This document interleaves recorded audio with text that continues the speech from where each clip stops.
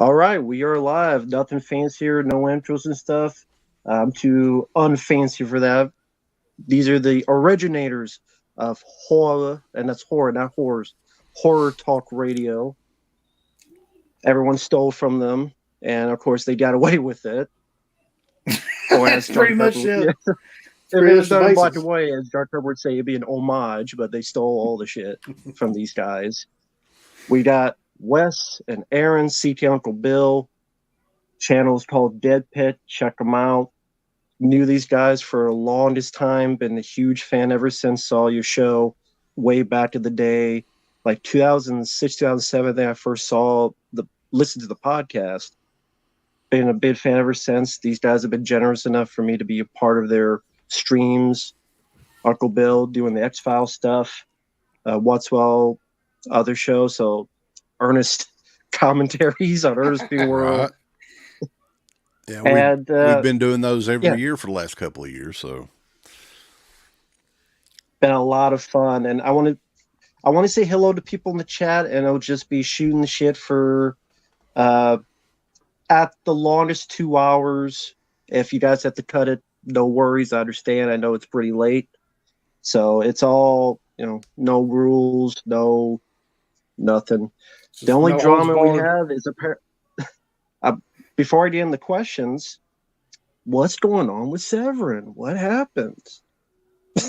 What happened with Severin Films? Well, they're a reputable company, I heard. I mean, I'm not sure because they had some stuff on their table this past weekend that doesn't exist. It shouldn't be there, right? And it was there at the Horror Realm show in Pittsburgh, right, Uncle Bill?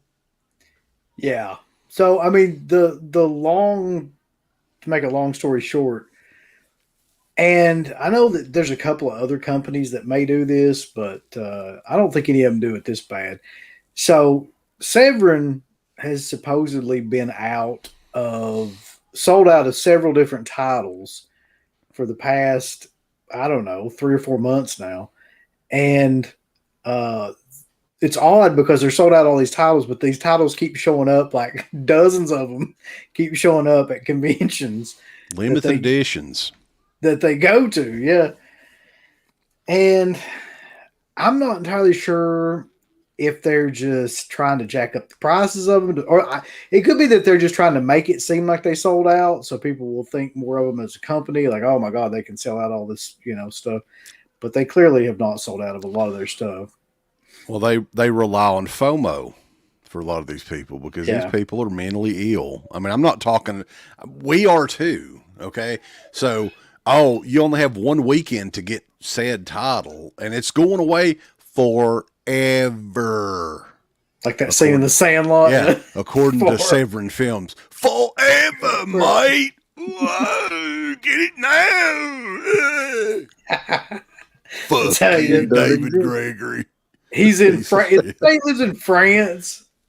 Yeah, what kind of an asshole? We love people in France and everything, but what kind of a fucking asshole moves to France? And he's already British. Like he's moves British to France from Britain. Yeah. Good God. So then he's just over there. Australia or some shit. At least go to Australia or something now. He's just over there drinking wine and eating cheese and shit, just being a douche. Oh, baby. Well, they did a podcast that was directed towards us back in, was it December? It was, yeah. Where we were deemed the cardboard enthusiasts, right? So we come out with a cardboard enthusiast t-shirt that's on shop.deadpit.com, and we kind of run with it. We are deadpit.com, the cardboard enthusiasts. It's very odd though to me. This guy he owns a company that produces like boutique label Blu-ray and DVD releases, but he insults like the very people that buy that by saying that anybody that cares about like slipcases and things like that are cardboard enthusiasts. So he's an enigma. He's like Brutus Beefcake in WCW when he was a disciple. Yeah, Zodiac. There's bad timing in this too, because poor Uncle Bill's dick demon went limp, and he was trying to get a replacement during all this. That's right. And you know, the dick demon is not okay. No, he keeps fucking falling back further and further back. The dick demon. Initially, they said they were replacing it, right? They were going to give you kind of a. Yeah, hold on. I want to show you the state of the dick demon real quick. Hold on 1 second. I'll be right back. Yeah, he ain't getting that replaced anytime soon, I have a feeling. I think initially he probably would have, but they realized who he was, and it's like, no, fuck that guy. Real quick, I'll say hello there, Hex Maniac, Steven Martinez, Luis, hello there, Gary Blow Jr., Ryan Atkins, Carlos Olabaz, hola to you, Samuel Jameson, Kyle, the Steven Seagal fan. Don't be a fan of his nowadays unless you like McDonald's. Bobby Reynolds, hello there, Aragorn, and Preminator, Neopunk, Crash, Stuntman Mark, hope you're doing well, man. Grande's Graveyard, hope you're doing well. Manny Gitillo, Game with Power, Soda and Superman, hello there. Got my soda here. Get the Melio move. I got my peach drink, boss. Nice. So let me do this. Hopefully, if you need to show it. All right, so this is the quality of products that you can buy from Severin. This thing costs $30 or $40. I can't remember which, but this is the current state of the dick demon as we speak right now. So yeah, lean back. It's this is kind of like holding it at, like, you know. What I thought was funny about it too is it really looks like something you get at the Pottery Barn, right? Look at this damn thing. That's at a straight. Look at that. So I emailed them about this and I was like, hey, like, this is ridiculous. And they were like, well, yeah, it is ridiculous, basically. And like, we'll get you hooked up with another one. And I haven't heard anything. That's been about 2 months ago. I haven't heard anything back about any of it. So you're stuck with the broke dick demon. A broke dick demon, yeah. He's gonna make an appearance every now and then. Oh God. How y'all doing? Get the fuck out of here. So before I get to the questions, let me ask about the Severin stuff. Obviously, they are doing this to shoehorn people and to get. It's kind of like back to the day where Disney had the movies where we don't put them in the vault and we're not going to get them out. Yeah. When really there is no vault. It doesn't exist. It's the fakery of drive the demand up so that people pay crazy prices, or at least pay them right now, and ask for forgiveness later because, oh, well, we'll still have some left. We got your order in now. We'll have them in conventions and stuff. Do you think this is something they're going to continue? Because it doesn't seem like any of the bigger touts are really... Like, you guys call them out, and they get mad for it for whatever reason. You're just telling the truth. This seems like something that they will continue to do, other companies continue to do, is there seems like there's no way to stop this. Just the way of the consumer responsibility, or is it? I think a lot of people don't say anything because they want some screener copies from Severin Films, and I couldn't think of a way to torture myself any more than them sending me shit, some of that shit to review. But like of all of the boutique labels out there, I think that they have pretty much the shadiest reputation.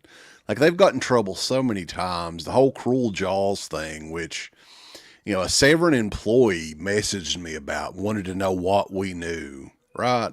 And I'm like, well, you'll just have to watch and see what we know, buddy. I'm not telling you shit. So basically, like, that whole thing was Cruel Jaws had a limited edition slipcover called Jaws 5. Right? They went with the logo, the artwork, and everything. Jaws 5. And they were originally scheduled to release Drop Dead Fred from Universal. And I guess someone from Universal looked on the side and saw Cruel Jaws, which features scenes from the original Jaws as well, and I think some of the sequels. And not only that, they were selling these limited edition slips still, I think at conventions and everything, and they got in some deep shit over that.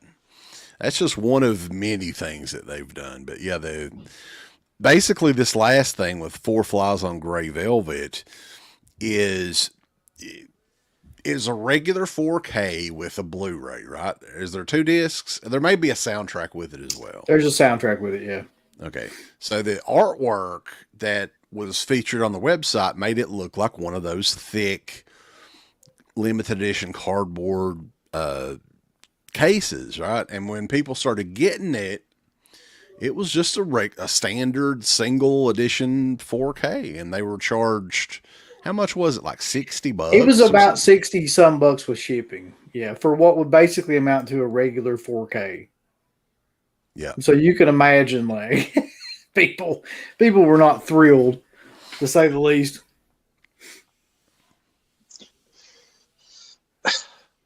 Well, I mean, that seems par for the course for most companies today. Not all.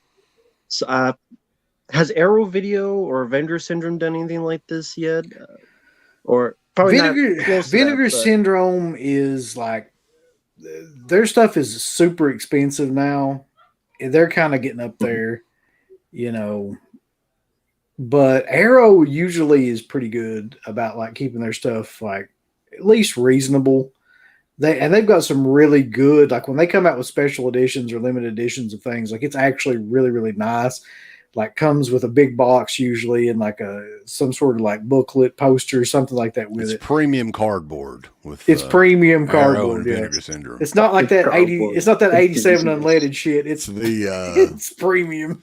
Well, that was some of the Severin titles too. We always make fun of the slip covers because they're like, you know, cereal box cardboard, like really, really cheap. That's what it's like. Yeah. But you pay a premium there with them. It's just they're every bit as much, maybe even more than the Vinegar Syndrome releases. But Matt, what you said earlier is exactly right though. What they're doing basically is they're creating like a false demand. The only way a company like Severin can work or make money now with all these other companies is if other people think that they're like selling out of their stuff and they've got these premium products that people want and things like that. So they're creating a fake kind of demand for this stuff by just being disingenuous a lot of times. So that's what it seems like anyway, because they're not clearly the quality of their products is not the fucking greatest. So yeah, I can't think of the last Severin film I bought. I'm giving serious thought. Maybe that movie with the Dick Demon, Night of the Demon. Oh, maybe that movie. Well, they're starting to re-release stuff that they just brought out on Blu-ray like last year in 4K this year as well. They sent like some sort of email out about that, about some. Now, these are some of their more popular titles. Which, you know, House on the Edge of the Park is a classic. I'm not going to deny that. That one came out last year on Blu-ray. They're doing the 4K this year. But who in the fuck wants a Burial Ground 4K? They're doing a Burial Ground 4K. And Zombie Holocaust. Who the fuck wants that? Zombie Holocaust 4K, like, yeah. 4K of that? That movie was shitty and like DVD quality. But, you know, I mean, considering the stuff that Severin does, like, they have a gigantic hard-on for Jess Franco. Jess Franco's movies are not very good. I'll just say that. I won't be mean. You know, his family, I'm sure, are proud, but most of those movies are god-awful. But yeah, they're big into releasing like his entire catalog of movies. But most of the stuff's like they're big in Italian, you know, Italian action and horror and stuff like that. Yeah. Yeah, so now like Stream Factory releasing The Haunting on 4K. Oh my god, dude! I'm interested in seeing what the hell that shit looks like. That last batch of shit that Scream Factory was releasing on 4K, I'm like, what the hell? Like that will be like one of their worst selling titles is that fucking Haunting 4K. I guarantee it. Could you imagine what does the CGI look like in 4K? Like, how would that even? I don't even know how that would translate. PlayStation something, man. Is close at least. Oh man, that movie's awful. 1998 to Catherine Zeta-Jones in 4K wouldn't be too bad though.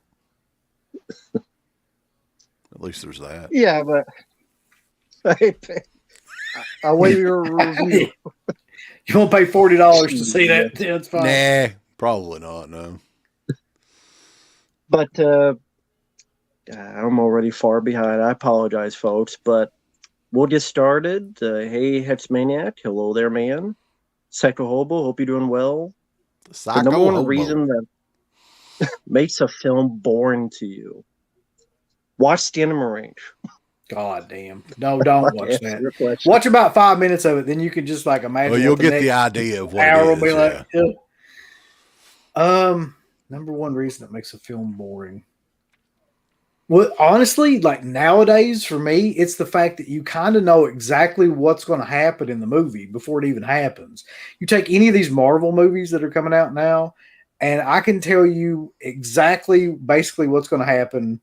All the little like devices and the plot points and everything that are going to happen before they happen. It's like you're watching these movies, and I think people forget they've seen the same movie now like 100 times.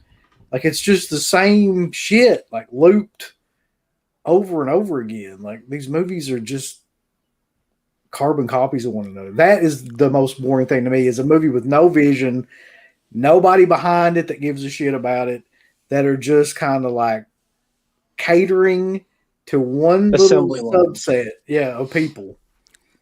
Yeah, I mean, line. I just think it's they're uninspired. They've got a franchise that they've got to make a movie for. They don't care. It's like, okay, we've got to have like Disney, and like they've got their calendar of logos and stuff like that. All these movies is coming out for the next 15 years or whatever. It's just like like produce or something. Like this season here, we're going to do, they don't have any inspiration at all. And man, that's the thing. Like that, I think that's the major formula that's not there now for these filmmakers. They're not inspired by it to make anything good. Well, do you have any filmmakers even around today that's a Steven Spielberg, Martin Scorsese, Brian De Palma? Is there, like, of the past 7 years, are there any directors in the mainstream that catch your eye and go, maybe a James Wan? Other than that, I've got a couple, but they're pretty fucking obscure, and I don't think a lot of people would like. But I'm talking about people that clearly, when you watch their movie, you could be like, okay, that's like a so-and-so's movie. You know what I mean? Like they have like a unique style to where you can kind of tell. And Brandon Cronenberg comes to mind to me. I've watched 3 of his films now, and they're batshit crazy, but you know immediately when you're watching one of his films, like who it is that is the director. It may not be your cup of tea, but like it's, you know that that's the guy behind it. I think, go ahead. Edgar Wright is one that's a pretty good one that nobody really talks about. I like most of his stuff. Yeah. Yeah, the last film he did was Baby Driver, and how long ago was that? Last Night in Soho was his. Oh, yeah. Okay. You're right. Which was a great film, by the way. Yeah, I was shocked. I mean, I love that one. But yeah, I mean, there's a few that I'm interested in always checking out what they're doing. Like Robert Eggers is another one. I mean, his stuff is kind of pretentious a little bit, but at the same Eggers is, yeah, but at the same time, like he's got his own style, I think. You mean it's not M. Night Shyamalan? Not Lord. Straight up, no. Listen, I will say this about that movie, and I never thought in a million years I would say this, but freaking Deacon Dave Bautista was amazing in that movie. Like the movie itself, I was just kind of like, whatever. But his performance, man, that guy, and I would have never believed this just based on his, I don't think he's that bad of an actor either. He's really. he's great in it, man. He's just, I would have, watching him in WWE back in the day, you would never believe, okay, that would translate into like a mainstream actor. But he was like the fucking God. What was the zombie movie that was it Zack Snyder? Army of the Dead. Yeah, he was like the only good thing in that movie. That movie was pretty terrible, but his character, I thought he did a good job in it. Yeah, agreed on that. Haven't seen Knock at the Cabin. I've only heard bad things, but it's M. Night Shyamalan Ding Dong. I'm not really surprised. Here's what the only thing. Yeah. Oh, go ahead, Matt. No, the only thing. What? I was going to say the only thing I can say about it is it's not like his usual movie. I don't want to really say exactly what I mean, but like it's not a typical film of his, but it's still just like I watched it and I was kind of like, okay, whatever, but it wasn't great or anything. Before I go on, I want to give shout outs. Thank you for the super chats, guys. Darmel Spider, no problem, man. Don't bother anyone watching a movie called Kiss of the Tarantula unless you want to be bored with a 70s ass movie with like a Carrie, but it's not Carrie, but she kills people with tarantulas. Hell yeah. It has one of the funniest scenes where she puts tarantulas on people and they're so stupid they can't get out of a car. So that guy puts his feet up and hits his girlfriend's head through the window. That's what you gotta do. And then a guy opens up a door, but it slowly rolls up, and the door like slowly crushes his neck. Like he's too stupid to just go. That sounds like an old Curly Jaw special right there. You would like that one, I believe. There you go, man. Go watch Kiss of the Tarantula. Kiss my ass. But I also want to. I'm trying to get to these because YouTube like made some disappear real quick. I hate the way they do the chat in these. Yeah. It's hard to keep up with. They won't know what you're talking about, Bobby. They're like crappy. Exactly right. I have no idea. Listen, I'm gonna tell you something. My favorite ragu films. I like mushrooms. I like it with sausage. Zesty Italian. Zesty Italian's good. But I'm more of a Prego guy than ragu. So for those who don't know, the really terrible, low budget monster movies like Godzilla. The one he had me review. Okay, let me put it this way: it ends with the monster bending over and pissing onto the city, and a rainbow erupts. Oh, that sounds amazing. I mean, that actually sounds pretty good. I might have to check that out. Well, good luck.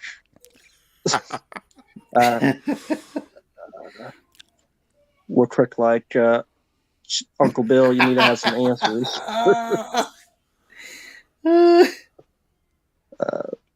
She's still waiting on her natty light and her blue pills, so I have to get those up to her in Betsy Lane. She's at the Floyd County Detention Center tonight.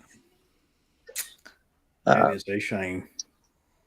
Again, these guys ain't going to care, but yes, I did, because anytime you got John Cena, Seth Rogen, and Ice Cube in a cast, you might as well just go to... What? Holy shit! That's the cast of that movie?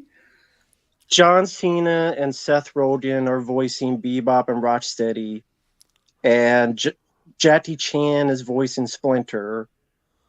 It's like they pull shit out of a hat and just said, wow. So this is an animated animated one? Okay. Oh, yeah. That sounds amazing. Oh, yeah. I really, I mean, like, they've done so much with the Ninja Turtles at this point. I mean, it's kind of like Halloween or Texas Chainsaw or something. Like, why do you even care anymore? I mean, it's... Exactly. Yeah. That's why I'm like, just have them be, I don't know. Go in this... I just don't care. I mean, it's like Halloween Ends with Corey and everything else. The Texas Chainsaw Massacre with Mick Garris in it and all that shit. Anthony, hope you're doing well, man. Yeah, oh, God, it's Tony Bones. What's he What's up up, to? Anthony? And also, thank you, Old City Ice House. Haven't seen you on here. The worst horror sequel of all time? Jesus. God almighty, that's tough. Yeah, that would be a... You got to think of the major Sequel. franchises because, I mean, you could always go to like... I mean, how many damn Children of the Corn sequels are out there and Amityville and stuff And there's like a new that. one coming out Yeah. for some reason. Why? I would say one of the worst major franchise sequels. I would say maybe like Jason X or something like that. Like that's a bad one. I think Carter's got it. It's Exorcist 2. Like by a long shot. Yeah, Exorcist 2 is by far worse. Howling 2 is pretty fucking bad. Yeah. It's completely different. Yeah. Howling 7 New Moon Rising is pretty damn. See, I don't even remember that one. Sadly, I do. That's Creepshow 3. Grande mentioned that. That's like one of the worst abominations ever made. Howling 7, I remember most of his Pappy's Chili and people farting and a $2 werewolf at the end. And it just, I dare people to watch that and not fall asleep. Jesus. Yeah, I don't know if I've ever seen that. What movie were you going to say, CK? You were going to say something. I was just going to mention that Creepshow 3, like, I think a lot of people, like, that movie's so bad that people forgot it even existed. Like, it's not even, we brought it up on a show not too long ago, and people were like, oh, I didn't know that Creepshow. And the funny thing about Creepshow 3 is, it's not really even a movie, really. I mean, they had the franchise. They could have gotten the independent filmmakers or something like that to get together and make different chapters, and it may have been okay, but this was just, I don't know. I still to this day don't know what happened with Creepshow 3. I wish it was that. It would have been better. Sleepaway Camp. Yeah, the Return to Sleepaway Camp is another one that's a bad one. Yeah. As far as the major horror franchises, though, like Freddy, Jason, Leatherface, Michael Myers. What's the worst? Those four? Yeah. Oh God, dude. Hellraiser Revelations, maybe. That's a good pick. Halloween, Elm Street, Texas, and Friday 13th. You can throw Hellraiser in there too. No, I'll challenge him. I'll say from those four you mentioned. I think I figured it out for me. Yeah. If it's just those and we're not talking about remakes, we're just talking about straight sequels, then probably Halloween Resurrection is possibly like the worst sequel to just the original like line of films of any of those movies to me. Well, of all the what is that, the 8 Halloween 8, I think it's Halloween 8, right? That's the only one that you could totally just cut off. Like, it has there's really no reason for it to exist at all. Yeah, it exists in my heart for Busta Rhymes. God damn it! Yeah, it sure does.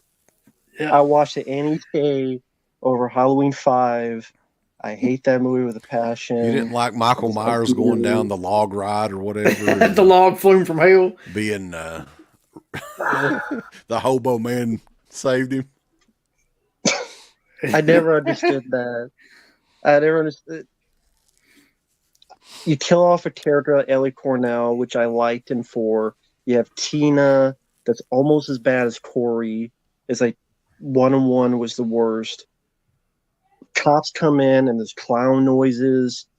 Michael Myers cries. I don't know why he cries. It's like the Bozo Super Sunday show when the cops are on the screen there. You ever notice they did that though? That was a trend in a lot of horror films back in that era. Like, it started with Friday the 13th with the goofy cop in Friday the 13th, and then it started with Last House on the Left with the bumbling ass cops in that, and then Friday the 13th, and then like they for some reason always had cops in these movies that were just the way that they clownish killed kind of Ellie Cornell's character. It was just so odd, right? And nobody really, They didn't really talk about her throughout the rest of the movie, and she was like one of the central characters in the fourth movie. And then Wendy Kaplan, like, goddamn, man, that may be one of the most annoying people, Yes. in the lead role in a major horror movie that I can think of. It doesn't help when the director is the same guy that his claim to fame later on is Omen 4. Oh, God. A TV movie he got fired from. Oh, shit. Also, don't forget about the fucking kid. Jamie. The stuttering kid. What? Yeah. Even stuff like, I know it shouldn't bother me, like, I'm glad the cops are nice enough to let him keep his mask on in the jail cell. It's like, yeah, he's arrested, he's in jail, let him keep his mask on. Just, let's have a man in black that we don't know who he is. It's his brother, it's his cousin, it's his masseuse, it's his Santa Claus. No one knows. Wait till the next one.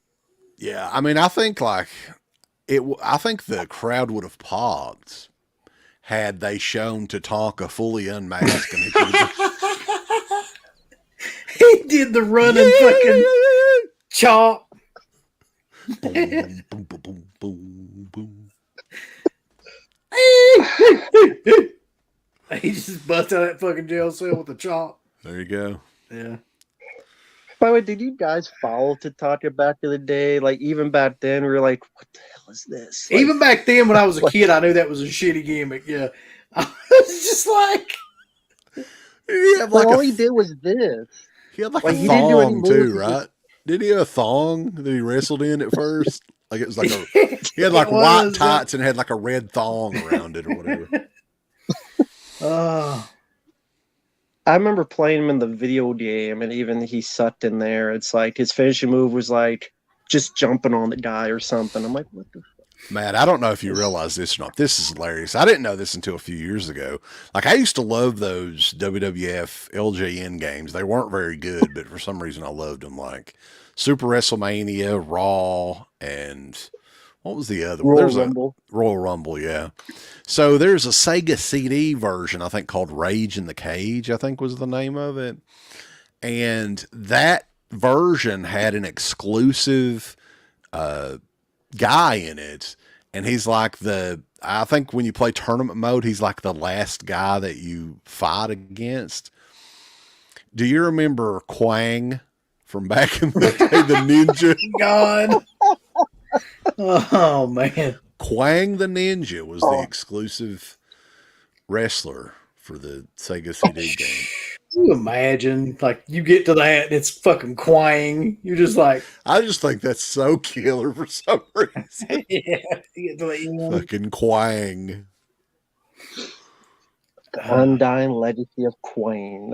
I don't even remember him. Like,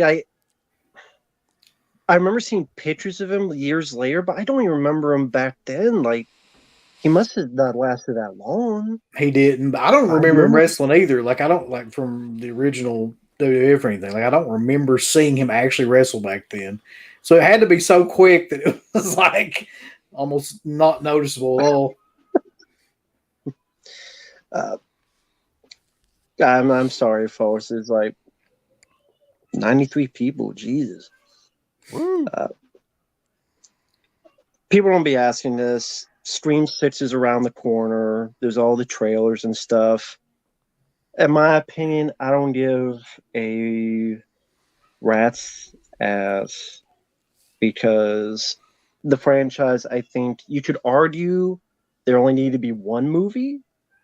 You could make a good argument of that. Scream 5 was just so forgettable, and it was like trying to do this whole thing about toxic fandom, and they're the reason, and if you hate it, then you're one of the killers. And then this one, it's like Nev Campbell didn't want to come back because they didn't want to pay her. So she's not in this at all. Is that the story? She's not in 6? No. Nev Campbell, no. They didn't want to pay her. She's like, screw this. I'm like, good. You don't need it. So Courtney Cox, I don't care if the character lives or dies. I don't think many do. No, Courtney Cox looks like a damn lizard now, so it don't matter anyway. Her face is like stretched. Listen, the movie got leaked. I'm not going to spoil it for anyone who sees it, but the ending's leaked. Whether they change it or not, I don't know. But yeah, what were you going to say? Look, I was just going to say I'm more excited about getting that fucking Scream popcorn thing in than I am about watching that movie. Like, I have no interest in any of these franchise movies anymore. I just don't. Like, I know that there's still people out there that have hope and, like, you know, are really excited about these movies, but I'm not one of them because I have yet to see any of these sequels come out, or these remakes or reboots or reimaginings or retellings or whatever else come out, and I'm just like, oh, this is good. It never happened. Why do you think they have hope? Why do you think? I don't know. I think it's just a part of the nostalgic part of your brain that, you know, you keep thinking they're going to be able to do it right, because occasionally, very rarely, like probably out of 100 movies, one, like they will do something right with a remake or a sequel to these kind of like movies. But it happens so few and far in between that I'm so sick and tired of watching the same type of movies where you know it's going to be, okay, there's going to be a new group of kids. They're going to have a couple of the old people, the legacy characters that they have to put in there, right? Because that's just, you got to like do that to get people like us to go and see the fucking movie. And then the new characters are going to be super annoying and forgettable. The old characters are either going to get killed off or they're going to have about 5 minutes of screen time. It's nothing. It never amounts to anything. And this will be the same type of bullshit. I just remember the 5 cream, which is still what I'm calling Scream 5. The poster art, that dude that was just fucking dead staring on the poster, I was like, guarantee you that is one of the fucking killers. I guarantee it. He is one of them. And the thing is about Scream, since the first movie, all of the big unveils at the end are like dumb. They're not good. So it's been underwhelming each time. So I don't know where they're going to go with Scream 6. I've kind of stayed away from the spoilers and everything, but I am going to check it out just because I'm a sucker for shitty movies, evidently. With this comment, I wonder if a lot of the media do this because either A, they hope that the studios will give them bonuses to go to screeners, premieres, incentives, or B, if you're more positive, then people like you more, go to your place more, go to your site more, because if you're too negative, then you're just a hater, you're just a troll, you're just... Right. You can't have a criticism or opinion. It's just a jerk-off fest, the way I put it. Just jerking the gherkin all the way to the center of the cream pie, and it's like, no, I don't need that. I don't want that. If I like it, I like it. I don't, I don't. And you guys, I learned that from you guys. You guys have always been honest. And if you're not honest, then what the fuck is the point? And well, that's the thing. Like, a lot of people on YouTube too, like, and I'm not going to name names or anything, but people are trendy, right? So when something comes out, they want to hurry and get their reviews quickly out there as possible. They're always trying to put a positive spin on it, regardless of how. And the Netflix Texas Chainsaw movie is number one, where I'm like, okay, if I hear anybody say anything positive about that movie, you know what? Click. I'm not listening at you.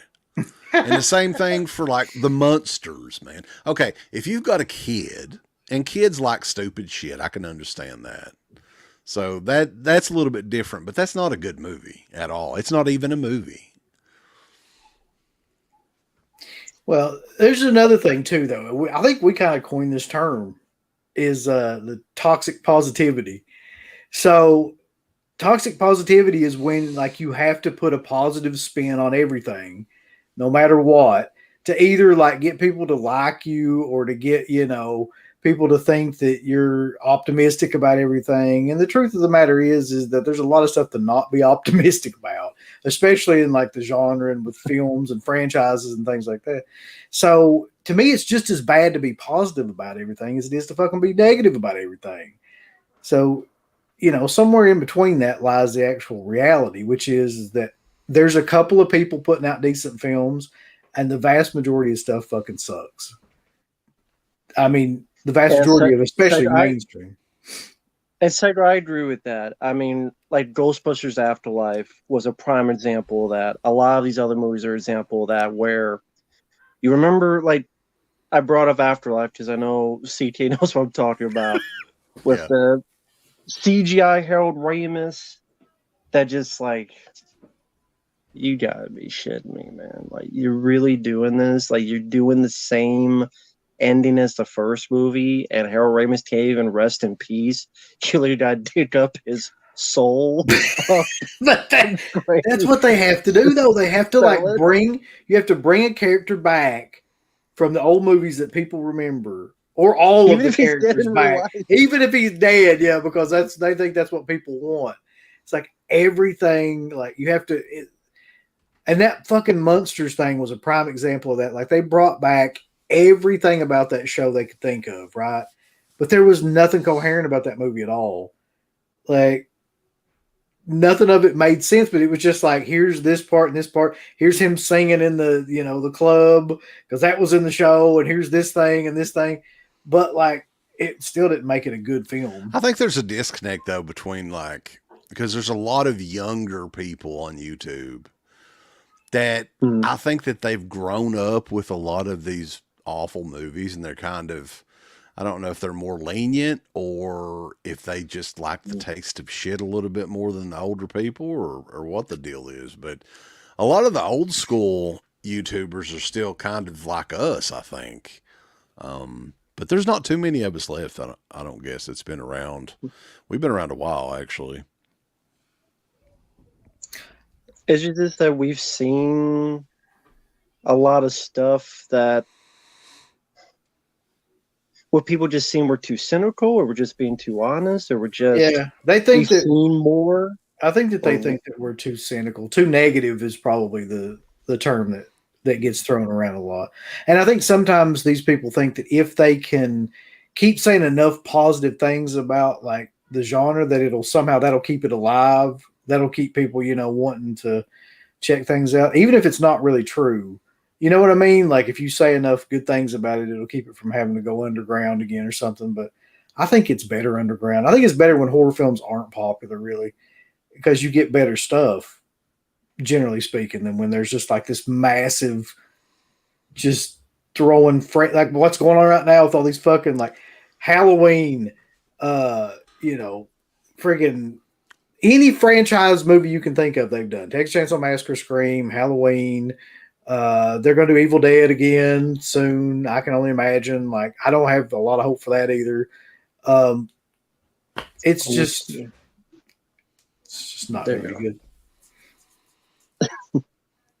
Yeah. I mean, granted, in all fairness, people do have different opinions. I can't sit there and say, you better like what I like to hate what I like. And if people generally enjoy this stuff, that's fine. I do think there is a truth that there are some, not all, but there are some that do get twisted a bit into being a bit more positive because there is some kind of incentive there, especially in the world of YouTube and things of that nature, where maybe, you're a little bit nicer on it. Maybe, I don't know. Maybe you come to, we got this thing in LA or we got this thing here. Maybe you get a gift bag, Maybe you get some shampoo, some for your big old hole. You could jam it up there and move around and condition your ass, something like that. I mean, some to the effect of, if not that, then maybe you did an exclusive. Maybe you did an interview. Maybe you could be part of a stream. Maybe you could be. Maybe you could even be in a movie, right? In a movie. I've heard you talk about the dead meat guy, and let's just go ahead and talk about it because I don't care. Like there are certain YouTubers, which I don't know this guy. I don't watch him either, but I watch the video and I think, okay, this looks like something that would be on TV. The production quality is amazing. It looks great. The guy's very energetic and he's a pretty good host and everything, but the content itself sucks. It's not funny. And I'm sure there are people that check out his stuff here, and he's the most popular horror YouTuber, right? He's got millions of subscribers, But to me, like, that's not for me at all. And there are plenty of them that's like that, like in the physical media world. There's this other dude that puts over everything that he sent. Like there was this Saw Bear Trap box set that came out. Do you remember hearing? All of them were broke, right? So he posts this update picture. Oh, this is such a great set from Via Vision or whoever released it, right? And somebody posted, well, my set was broke when it come in, right? And he was like, oh, mine was broke too, but I just had to go to Hobby Lobby and glue it back and shit. That's how great it was. That's why I fucking posted how great the set was. Yeah. Get some super glue and it's fine. How much was it? It's like a $300 set. It's a $300 set for one thing. And it was Saw Blu-rays, which are basically worthless. Like you can go in the dollar, like at Goodwill and get like all the Saw Blu-rays for $1 a piece. And then it come with a couple of 4Ks and that shitty little, like it would be a bear trap for like a miniature, one of those miniature poodles or something, maybe not a bear. It's tiny. And it was $300 and some broke. But it's great. So it's a great set. You guys should pick it up. Pick it up now. Make it a part of your collection. Fuck that guy too. Films at Home's his name. I'll go ahead and call him out. Oh God. Jesus. I don't know him, but that move alone means that I don't like you. So this is what I know for certain about like YouTube, especially. With YouTube, you don't it's not about what you know. It's not even anymore about if you actually like films or watch films, right? Because there's tons of people that buy shit tons of films and sometimes buy shit tons of the same copy of films that don't know anything about movies, don't know how they're made, don't know anything about like anything behind them, don't know the, stories of any of them, but they just buy a ton. So really all you have to do to get successful on this format is just to have enough money to make it look like something that would be on TV and be slick enough to, or charismatic enough to act a certain way that like 16-year-old kids enjoy. That's it, really. Like, and it used to be really back in the day, like you really had to know something like about what was going on, but that's not the way it is now. This guy too, like, that reminded me because he's got a Patreon too, which, hey, I mean, it's fine. We have Patreon as well. We both do. But I think he's paid, like it's $100. How much is it? Garrett would remember for a consultation on your home theater or something like that, right? With this guy. What the hell does that even mean? What the hell does it even mean? You can hire him. He'll be like, yeah, here's what you need to do. Yeah. Rather than just searching for it on YouTube. Yeah. He's like Radio Shack.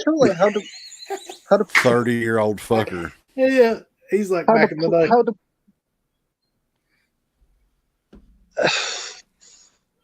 What do you say, man? $50.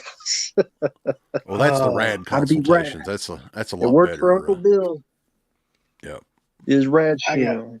I got to get my rad consultations in to be back to Uncle Rad. In all seriousness, I've never heard of this guy before. You have a $300 set. You're misleading people and misrepresenting people to paying their hard-earned money to get a broken claptrap. And just like, I don't care. You're a sucker. I got this for free. Tough titty.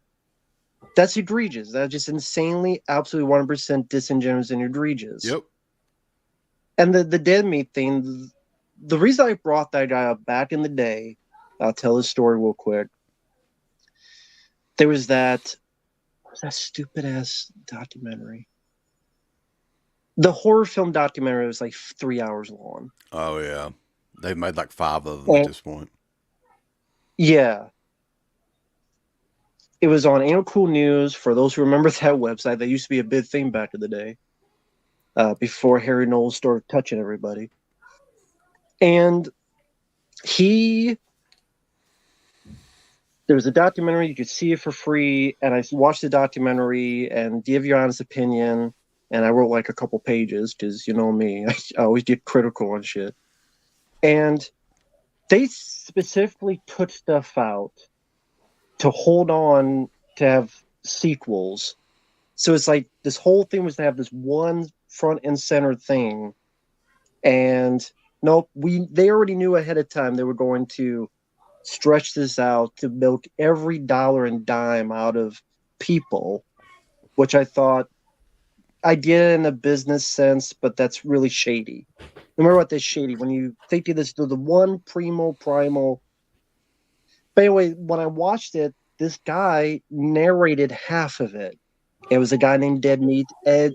It sounded like a fake radio host. Hello there, this is WKRP, Cincinnati, and I'm talking about blah blah blah. And he just read the Wikipedia page.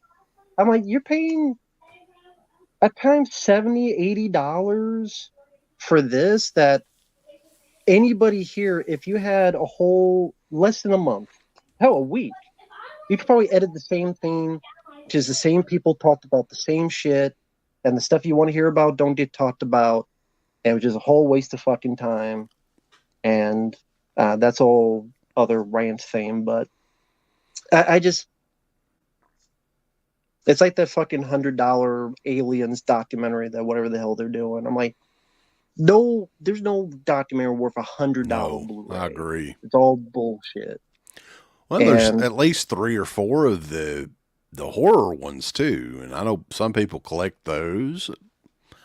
I mean, I'm fine with watching all the documentaries I want for free on like Shudder or wherever else. I'm not paying $80 because ultimately, like, you're going to watch it once. That's it. You're probably not going to watch it again because it's 4 fucking hours long. I mean, it's like I love the Friday the 13th and the Nightmare on Elm Street ones they did, but I've watched them once. They're too damn long to rewatch them, so. And even then, together, they did not cost as much. Even right. Together, they weren't nearly as much as that. It's literally, people know that horror movie fans, they will buy anything if it's either they feel it's limited or feel it's in their wheelhouse. There's a lot of people that will spend upteenth amount of money to get in their collection. Because it's a hobby, they enjoy in their collection, but they know people will do it. So there's a lot of people that take advantage of that and don't give a shit about taking advantage. And when you say something like that, I think you have a right to say it because they're making you out to be a fool. And I get it. It's their money. It's their choice to pay for it. But they're still knowing they're milking you for money and make you out to be a fool. Mm-hmm. And then people think you're just being too harsh or something. I don't know. When they tried to do a science fiction one too, right? One probably wasn't as successful as the horror one. So they just went back to what brought them to the dance, if you will. So they're going to keep making more and more of these horror documentaries, and pretty soon they're going to start talking about Final Exam and shit. They're going to run out of movies. Well, something I've learned from all this stuff with with all the crowdfunding and all this is, people can justify anything.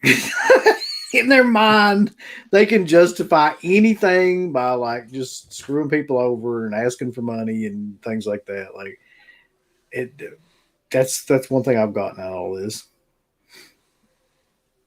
That's what they do at conventions most of the time. They just justify. You can justify spending $60 on an autograph and $120 on a picture, and because that's what the people want. That's what they say anyway. Did Gary Rosington really pass away? I didn't hear about that. If he did. Oh, that's too bad. Yeah, a lot of people have been passing away this year. The other day, after I enjoyed Tom Sizemore, he passed away because he had a brain aneurysm, and then they pretty much had to pull the plug on him. Yeah. Julian Sands disappeared to nowhere, apparently. Disappeared off the face of the still earth. haven't found him. Which is kind of sadly ironic because he's the warlock. Like, the warlock is the one who disappeared. Like magic. Evidently, that mountain that he was hiking, though, there's a lot of people that don't make it and are never found. Actually, like I don't know what I don't want what kind of terrain it is, but it sounds rough. People saying, "Yep, he did pass." That's too bad. Oh, Tom Sizemore too. I forgot about that. Yeah. Yeah. But yeah, I'll try to get to as many as I can. But thank you guys for out there for joining us. It's just, hey, it is what it is. Let's see. Let's get into. I'm just gonna have to be picking random. Is damn. Yeah, it's hard to keep up with. There is no justification. So great. None. Ouija 4K to haunting for stream. That's another thing. Stream Factory. How long do you sincerely think they have left? I'm not being like facetious or wise ass. I mean, I guess obviously if people keep buying it, but it's just they either releasing old stuff in the 4K or this crap in the 4K, and it's just understandably if people keep buying it, they'll keep doing it. Yes, but that's the thing that I think will keep them going is the fact that they've got a built-in fan base at this point who will buy anything that they come out with. They'll buy these 4Ks.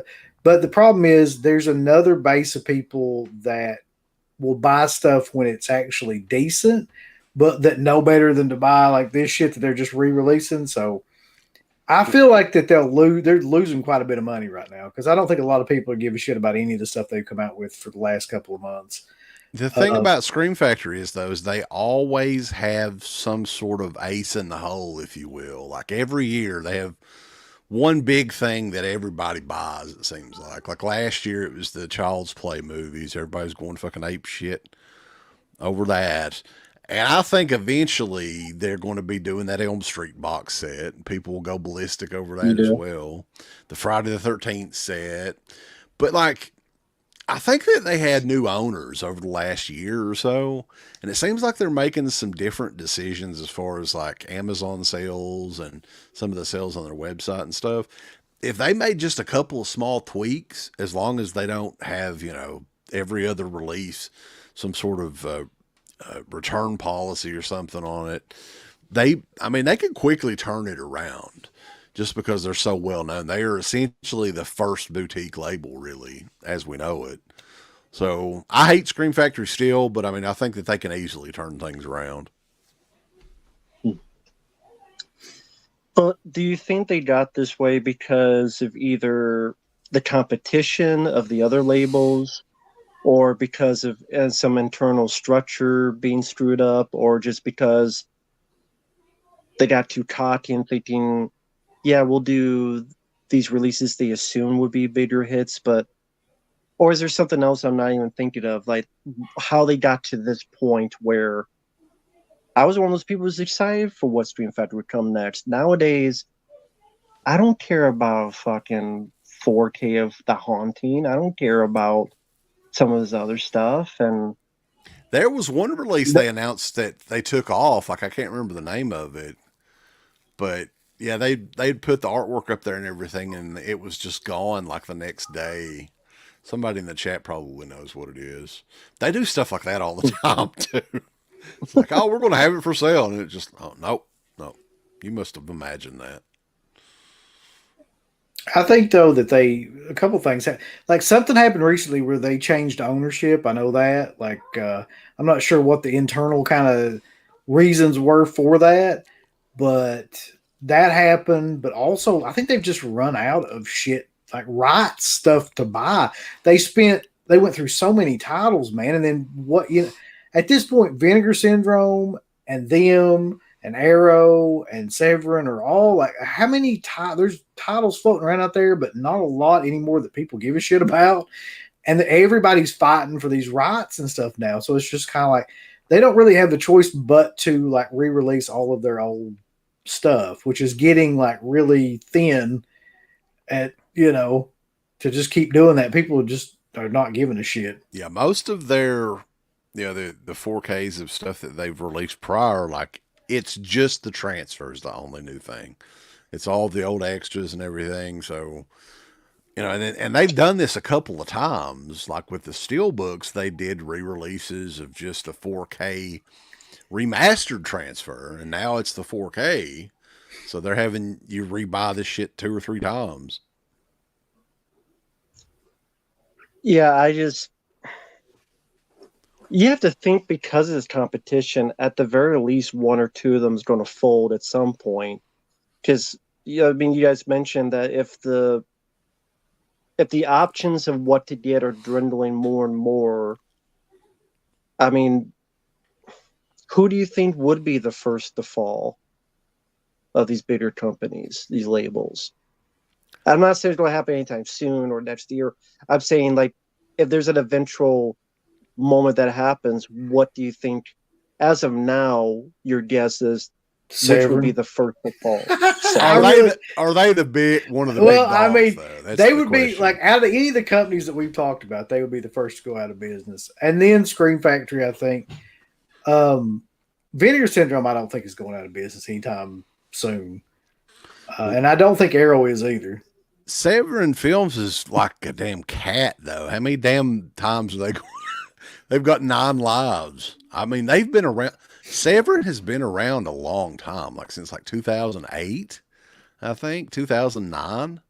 We did their stuff on the old Deadpit radio show, reviewed their stuff. So, but yeah, I mean, I think Severin is the one that they screw up so much that ultimately something they're going to do is going to cost them the company.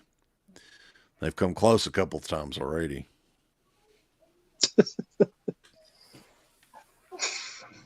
Jesus. And yeah, by the way, yeah, Vinegar Syndrome for folks out there. They are releasing new stuff. I know there's some people who are into the video game stuff. Something I talked about, the making of the GoldenEye video game, that documentary, Vinegar Syndrome released that just recently. Also for wrestling, I didn't even know this till you. I think Garrett mentioned it. The Hitman, Bret the Hitman Hart, Wrestling Shadows. Mm-hmm. We all got that Blu-ray. Yeah. The Clue documentary, because I do like that movie Clue from the 80s. I had heard of the documentary. That was released, I believe, last month. So I'm kind of hit and miss with Vinegar Syndrome, and they are pretty expensive. But I will say this is the reason why you guys, for folks who don't know, many times these guys have done a lot of sales on Vinegar Syndrome, what's coming out, and many times you're disappointed. Like, like that's what it is. Kind of like the guy in The Wire just going, she. It really is. It really is like that. It's like every time you get on a Vinegar Syndrome show, you're either going to be like extremely happy or just like incredibly disappointed, because especially this last one, man, it was like everything in it was pretty damn bad. So every month they have a drop, like release of at least 4 or 5 different titles, and this last one was god awful. And I think the highlight of it was probably they had a Freeway 2. You remember the movie Freeway with Kiefer Sutherland? They had Freeway 2 was the highlight of that. Confessions of a Crack Baby or something like that, right? Wasn't it? Yeah, something like that. So, yeah. Well, the funny thing is, though, occasionally there'll be, like we did, they do like a peekaboo sale or something like that. That's one of the live streams that we did. And then Full Moon also had a sale that same night. So people were like, well, go check out and see what Full Moon has, right? So my God. We discovered, and I don't know if you've heard about this, Matt, but Charles Band has racist bobblehead figures on his site, the Full Moon Features. I haven't seen anything that blatantly like horrible in a long time.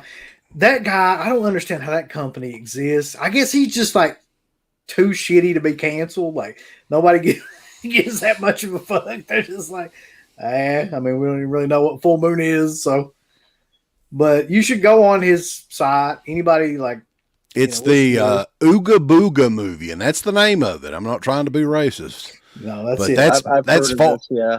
that's far from the most racist figure in that line. Though I'll just say that. Yeah, go on there and check out the merchandise section on Full Moon just for the hell of it. If you want to be Uh, terrified. And I was going to ask, speaking of Full Moon, the other flip side, does Trauma still release stuff? Yeah, they're getting Full ready to Moon does? do. They're getting ready to do a joint release with Vinegar Syndrome. I've heard of the Toxic Avenger, like a box set Okay, of all the films. that makes So sense. yeah, I mean that's the last thing I've heard from it. They're barely doing anything anymore, though. They kind of just exist on those old. Yeah, I think I've. What was it? Surf Nazis or something like that. They did a Blu-ray Yeah. of that, but that's the only Blu-ray that I've seen that they've released in probably a couple of years, to be honest. And thanks once again. I don't want to miss that. Appreciate it. Old City Ice House. Modern classics from the last 10 years. I mean, when you say Shit. modern classic, I mean, this is the thing that's tough is, you're in the realm of either Marvel superhero movies or Chainsaw Massacre Halloween regurgitations. There are films that I liked, but modern classics, that's where it comes to what's labeled, quote, a classic. Well, you've got to lower because I think Yeah.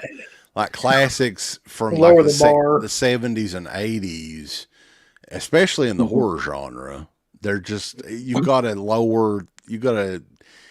take that down a notch or two, because I mean, I think there's still some pretty good movies out there, but you just, I think the expectation levels gotta come down a little bit when you're talking about movies made today. Well, how about, you mentioned horror. How about non-horror? That's what I was thinking. I mean, because that's easier to me probably to try to think about than actual horror films at this point. Because on your channel, it makes sense. You guys talk about horror. You're Deadpit, for crying out loud. So here, even non-horror, are there films in the past 10 years that you're like, you know what? That was pretty damn good. Or you know what? That surprised me. You know what? Holy shit, that's pretty underrated or something. Non-horror related. There's probably a couple, but I don't know if I can think of them offhand. What do you got, Uncle Bill? I mean, I watch stuff all the time that's non-horror related, but I don't think it's I never really think it's classic per se. Like, I watched The Whale recently and thought that was a really good film. Do I think it's a classic? No. But that's the one that's got all the Oscar buzz, Everything Everywhere All at Once. I mean, all these movies that have all this Oscar buzz, but I don't think that I even would consider that to be classic, like a modern classic film or anything like that. So it's tough because I just don't see a lot of those movies getting made anymore. Like somebody out here said, the MCU is fucking taking up all of the films that would be made like that anymore. Well, I mean, I don't know if I call them classic, but I just say I thought they were strong movies. Once Upon a Time in Hollywood, I liked. I thought that was a strong movie. Yeah. Tarantino did. Wolf of Wall Street, Scorsese, I thought that was a pretty good film. One that I've always mentioned, because it's a personal favorite of mine, I like the way this was done. So I had to get the Blu-ray of it. A film called Searching with John Cho.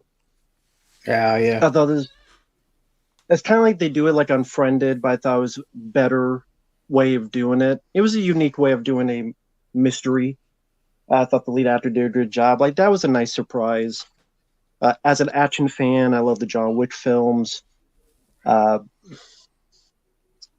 again, when you say there are films I do enjoy, and you guys have enjoyed. You guys mentioned Last Night of Soho. You guys have mentioned what was the other one? Recently, you guys talked about. We review a lot of stuff on the that was a good one. Yeah, go ahead. Patreon shows that people recommend to us that we would have never. A lot of the stuff I'd never even heard of, like even older movies, like there was one that we put over pretty hardcore called The Innocents from 1961. Have you ever seen that one, Matt? Mm-mm. So nobody knows about this freaking movie, right? And it was sandwiched in between the House on Haunted Hill and The Haunting, which are, classic haunted house movies, right? And it's every bit as good as those movies, and nobody knows about. We didn't know what it was either. So but that's just an example. Like as far as newer stuff, what was the A24 movie, Uncle Bill, that we? You talking about Hereditary or? Well, there's a lot. Now this was on the last show. It's called a Ghost Story or something. Oh, like a Ghost Story, yeah. Yeah, so that was another good one that I thought was kind of unique that I'd never heard of. Because when it comes to like non-genre stuff, which, I mean, technically, I guess that one's kind of a ghost movie, but it's not got any horror in it. But it's kind of hard. Heard of it. Yeah, she knows what it is. I mean, I'm going to tell you the truth. Probably one of the best things that I've seen in the last 10 years was not even a like actual film and wasn't released in theaters. It was Midnight Mass. That was probably like one of the best just overall experiences that I had with any kind of like film or show or anything like that. And that was by the guy that did Haunting of Bly Manor and all that shit. I forget his name. Okay. Yeah, he did. He's done all kinds of stuff. I can't remember his name either. But now that's also a horror film, so I can't really use that or something like that. Mike Flanagan. Mike Flanagan, yeah. Oh, okay. There's a lot of good like true crime and documentary stuff. So there's one that a lot of people won't watch just because it's called Don't Fuck with Cats. Have you ever seen that documentary, Matt, or heard about it? I have heard of it. I've heard of it. It's got pretty disturbing. It's got some disturbing stuff in it, but the story itself is insane.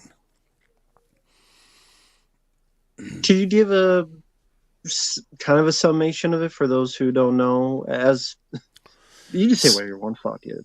So okay. So here's the thing: a lot of people can't watch it because it does show footage of this crazy psychopath killing a cat on video, and it was one of those early viral videos that people started sharing, and they were like, we need to find out who the hell this guy is. What the hell? Because I think he did multiple videos, and there was even a Facebook group dedicated to trying to find out who this guy was that was killing these cats. And this guy was getting off on having people looking for him. He's, of course, kind of a nut. And ultimately, towards the end of the documentary, he's like, I'm done fucking with cats. Now I'm going to kill a person. Right? And he does. And this is kind of the story of this guy. I mean, probably, and I'm like, how did I not hear about this when it happened? Just the craziest shit. But yeah, I mean, I think it was a Netflix documentary. I don't know if it's still on or not. I'll tell you one though. I had to actually look some of these up from the past like 10 years just to come up with something. But one that I found that when I watched it, I was like, oh my God. But this is partially because like I'm really into music and also like I play the drums. But one that I thought was probably a modern classic was Whiplash. I don't know. Like when that one came out, I was blown away by that movie, and especially like the ending. And that's probably one of the non-horror ones that I couldn't recommend anymore to anybody. And I don't think you necessarily have to be a fan of music to like that movie, but it's got a pretty universal kind of story through it. But it helps, like if you know something about music. J.K. Simmons is insanely intense in that. Like one of the most intense performances in a long while. And I did like that film as well. Definitely. That's a good recommendation. Speaking of Whiplash, I just say this before I got on, I watched in YouTube, and Chris Rock did his new special. Oh, yeah, he talked about Will Smith, and he just completely unleashed. And I read some of that. I read some of what he said, and I was like, "Holy shit!" Because he just went like at them, man. Like both of them, and they're both crazy as shit too. By the way, and their kids are nuts too. Like I can't believe anybody like would take them seriously anymore. Like those, you can tell there's like something wrong with all of them, and their kids are just kind of like little soulless, fucking whatever Village of the Damned looking little things, like walking around, don't have any kind of like look in their eyes or anything. You just know, man, like that family is just screwed up. I could have swore though when that happened, I was like, this is staged. There's something more that we don't know about because this is so weird. Like Will Smith was like chuckling when he left the stage after the smack and everything. It was just so odd. Like I thought for sure there was something more to it. Yeah, that's a guy that. Here's the thing, folks. Whether you want to be married or not, if you're with a loved one that's ready to sleep with your son's best friend, and the best they could do is let's interview and say bad marriage for life and embarrass the hell out of you in front of national TV, and then pontificate about her lost love of Tupac Shakur having like his love letters. What do you have all this stuff going on? I'm like, that was the hidden thing of what was going on. Is that this is a guy that Will Smith, I'm sorry, you got shape up or ship out. I mean, it's your money. It's not like Jada Pinkett got all that money from those Set It Off movie tickets, or fucking Low Down Dirty Shame or whatever the hell other movie she was doing. Like, you slept with your son's best friend. And then you go and you fucking like do an interview talking about it basically with your that is kind of crazy if you think about it. Like that'd be like you get the person who cheated on you and then have them like interview you about being cheated on. Look, craziest fucking concepts ever. Like, and that whole thing. You had your mouth on our son's friend's dick, and now let's talk about it. Yeah, it's like no, it's all weird Hollywood crap. But there's a lot of people in that world that's just insane, and you just go, why? There's just so many people are insane. It's like you don't know who to trust, who's next, and be let out of being insane. Whether it be even worse so Kevin Spacey and all these other people, and you're like, what the? And it's just you never know who's next. And I don't mean Goldberg. I mean, like, who's next? Who can be canceled next, and they'll be gone forever. It's like, what the hell happened to Matt Lauer, man? Like, he was just instantly gone. That's true. Yeah. He never exists. I don't know where he went. I guess he went home. I don't know where he's at right now. But this whole cancellation bullshit is getting old. And hopefully, like, it'll be done within the next 2 or 3 years. I think there's enough kind of like understanding now that it's gotten so out of hand that it's almost like second and third hand cancellation. Where you go back and find shit people said like 10 years ago and try to cancel them over that now. And like, it's just, it's ridiculous, man. Do you think that started with the whole Harvey Weinstein thing, or was it before that? It seemed like it was before. It was a little bit before that. Maybe that's what made it like more kind of like mainstream popular. Knowledge. I'm not sure. I'm not entirely sure what in the hell exactly happened that got that started. Was the Bill Cosby thing maybe the first one that was like getting out there quite a bit on TV and stuff? Yeah, I can't remember. What was your thoughts on when you first heard of the Cosby thing? I don't know why I'm sounding like Dr. Phil now. What was your problem? Your thoughts? Yeah. I mean, it's just my personality. Like, I don't know. I was just trying to imagine him doing like, he's putting a little something in the pudding pop for the girls, and then he's going to give them another pop. That's right. I was just sitting there with the Buddha pop and the dough in the tank. I got somewhere It's to just stick my barely- pudding pop for you when you pass out on the couch. I was just on the set of Ghost Dad, and then I became a ghost from her face. Her eyes just disappeared from the Buddha pop on the bed. That guy was apparently he was just like drugging everybody back from the 60s. Just goddamn, man. Like He was just looking for somewhere to put that pop. Jesus Christ. Yeah, I mean, I don't even know if these guys know about this, or they wouldn't care either. But when that whole thing, where it's like, That's of right. all the things Because that what they he have was to like a say rapist about- or something. Is that what they're Yeah. saying? Yeah. That sounds about right. That's how stupid shit's He would stank them out, right? And then he would just, take advantage of That's it. that's where we're at right now. But I mean, here's the thing, folks. That was LeBron James, and LeBron James is LeBron James, and it kind of says it all. And it's also ironic that the same movie that cancels that has in the background the basketball game people from A Clockwork Orange. The people of Clockwork Orange, they were just, I don't know, who they were. And it's like, so Pepe Le Pew is bad, but let's have the characters from A Clockwork Orange among all these Warner Bros. Characters like Scooby-Doo and all these other cartoon characters. And here's Alex, Malcolm McDowell, them from A Clockwork Orange cheering on a basketball game. Because that makes a lot of sense. What do you think about like the sports teams and stuff? Like the Cleveland Indians after 100 fucking years was offensive. And now they're the Cleveland Guardians, and Washington can't be the Redskins. They were the Washington football team, I think, for a while. I think they have a new mascot. I don't know, but why is it suddenly not okay for some of these mascots to exist?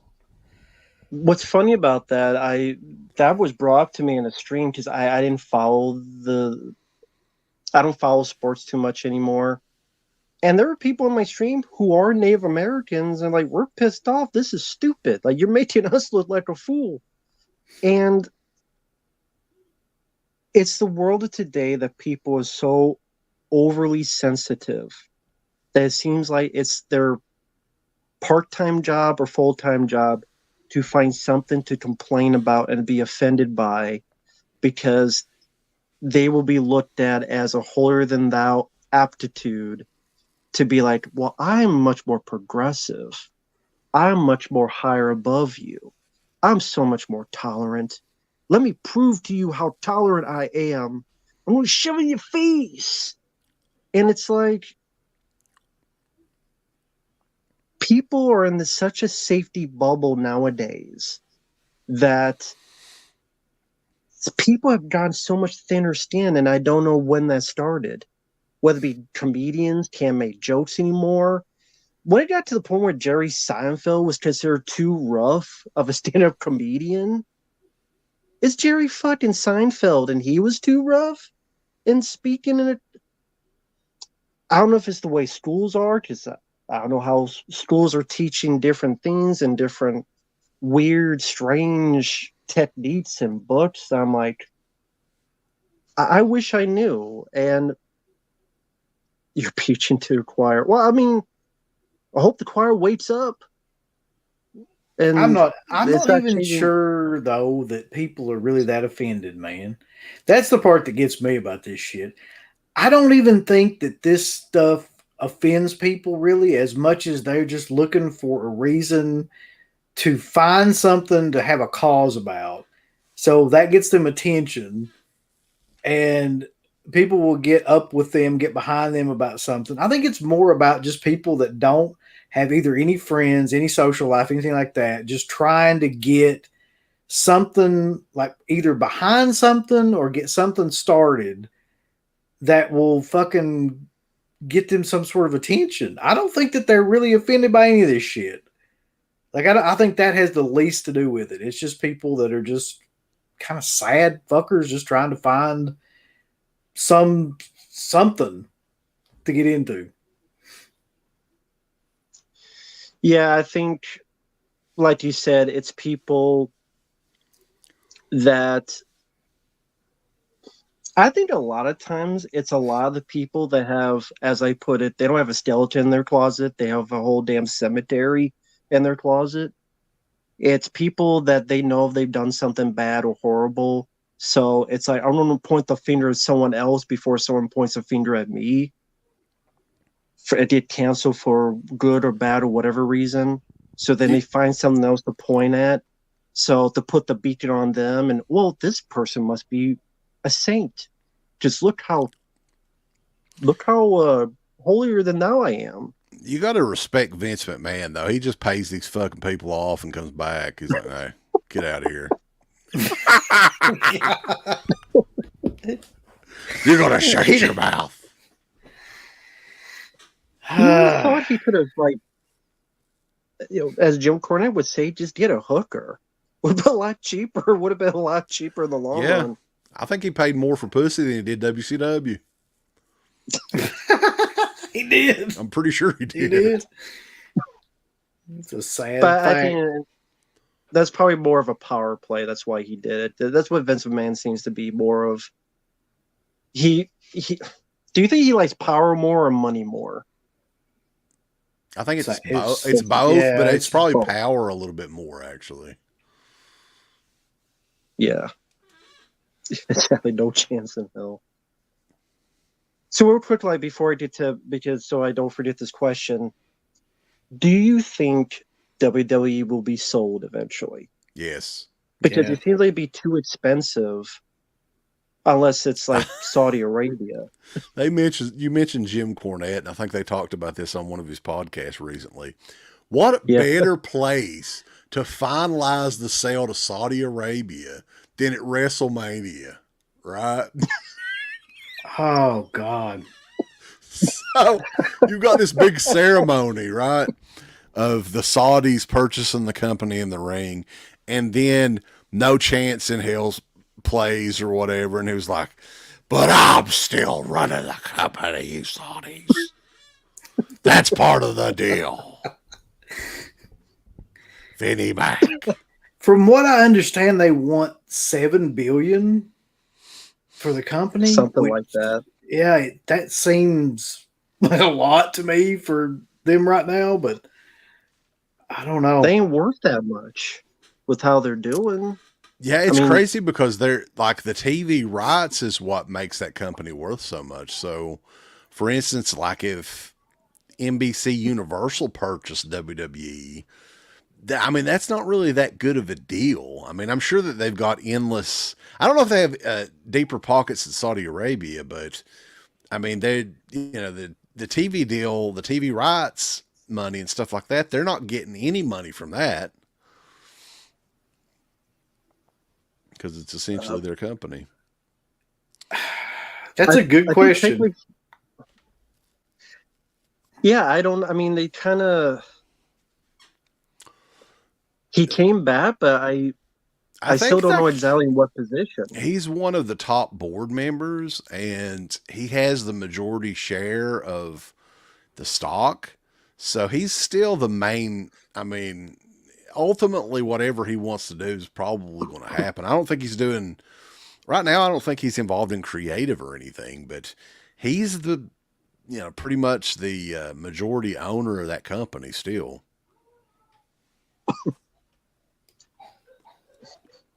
I mean, I've told this before to Uncle Bill. I think it was before. It might have been before one of the X-Files streams. I'm like, the only wrestling I know about now is when I listen to Jim Cornette. Because I haven't followed wrestling nowadays. Same with AEW.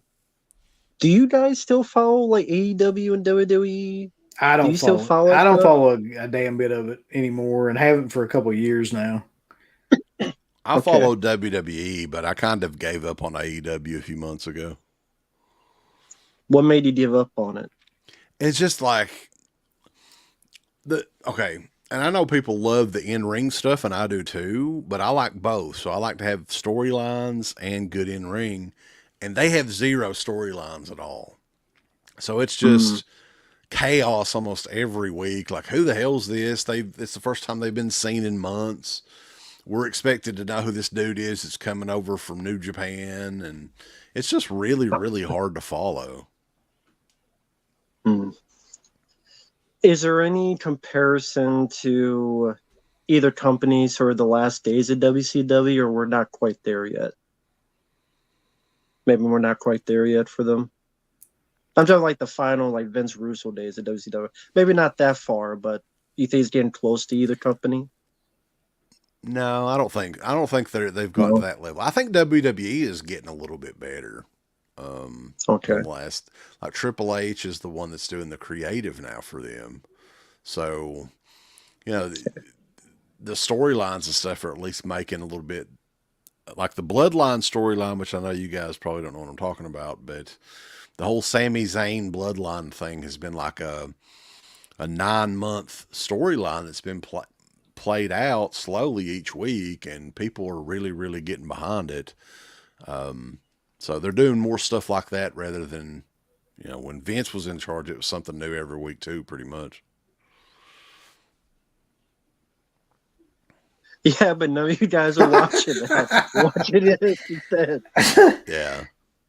Oh man. The big thing with AEW though is when CM Punk left, like that was their main event guy. He was the guy. You know, I mean, you can say what you want to about Jericho and Bryan Danielson and stuff like that, but CM Punk was the dude that was huge in WWE that hadn't been there in years, and this was his comeback and everything. And when he left, man, I think they lost a lot when he left. Yeah, I mean, like I said, I might not follow it, but I do see bits and pieces. And however much CM Punk was a jerk or whatever, he was definitely someone that helped the company get attention, and the stuff between him and MJF, even a guy that doesn't follow it, I do think that stuff was pretty money with the verbal sparring between the two.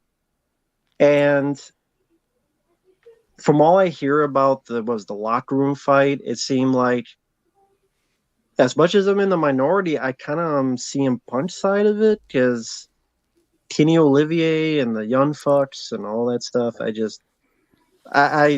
they're not my cup of tea. Maybe it's just what it is, just a personal, not my cup of tea thing. Well, especially the Young Bucks, man. I've never understood why people. I mean, they have had good matches. I'm not going to say they've never had good matches, but like they've never been a draw, never for AEW. Nobody cares. When they come out there, it's like when X-Pac fucking come out there back in the day with the X Factor. That one ain't that bad. Damn. It's kind of that bad. I mean, I just don't care. I have zero interest in watching them wrestle. I wish I knew more about wrestling nowadays, but I swear to God, like I don't even. The last thing that I really watched was anything to do was the CM Punk thing, and like I thought maybe this will give WWE some competition. Maybe they'll actually like start a war back, and it seemed like pretty quick. Within like 6 months, you had an idea that was never going to happen, and that it was just kind of like all going away. And nowadays, you just don't hear anything about AEW anymore, really. Like they just kind of exist on the sidelines somewhere. He's got it. That's right. Exactly. Yeah. They would be jobbers on WCW Saturday night. But they had a chance, man. They had one small window of time they could have done something, and they fucked it up worse than you could, like, I mean, as bad as you could fuck anything up. I'll tell you something else, too, that's noticeable, and a buddy of mine was talking about this, too. When Cody Rhodes left AEW, a lot of the creative, like, stuff that they did have, and any form of, like, you know, the show, like, flow, if you will, or I don't know how to put it, but that kind of went away almost instantly. So I don't know what all he was doing backstage and with the formatting of the television show and everything. But when he left, I mean, I thought that there was a noticeable difference almost immediately. Wasn't the whole point of AEW at the beginning to be like an actual seeming sports, wins and losses matter? But now there's like doing video game moves, and they're looking like Street Fighter characters, and whatever a guy with his pockets in his hands and doing like these little kicks, whatever the fuck is Orange Cassidy or Julius or whatever his name is. Orange Julius, Orange that'd be a Cassidy, killer is that name. Here he comes. Orange Julius. Freshly squeezed Orange Julius. Julius. Yeah, it was supposed to be a sports-based show revolved around the actual records and the win-loss records and everything, but essentially he started getting pretty much everybody that WWE released. And the weird thing is he's not releasing people at all. So their contracts are running out and he's just not renewing. So he's got all these people that he's not really doing anything with that you're like, oh, they're still there. They haven't been on TV in like 3 months, you know? So I just don't think he doesn't really know what he's doing. But oddly enough, he got Promoter of the Year from the Observer newsletter. That was so killer. Dave Meltzer is full of crap. I agree. I mean, I think.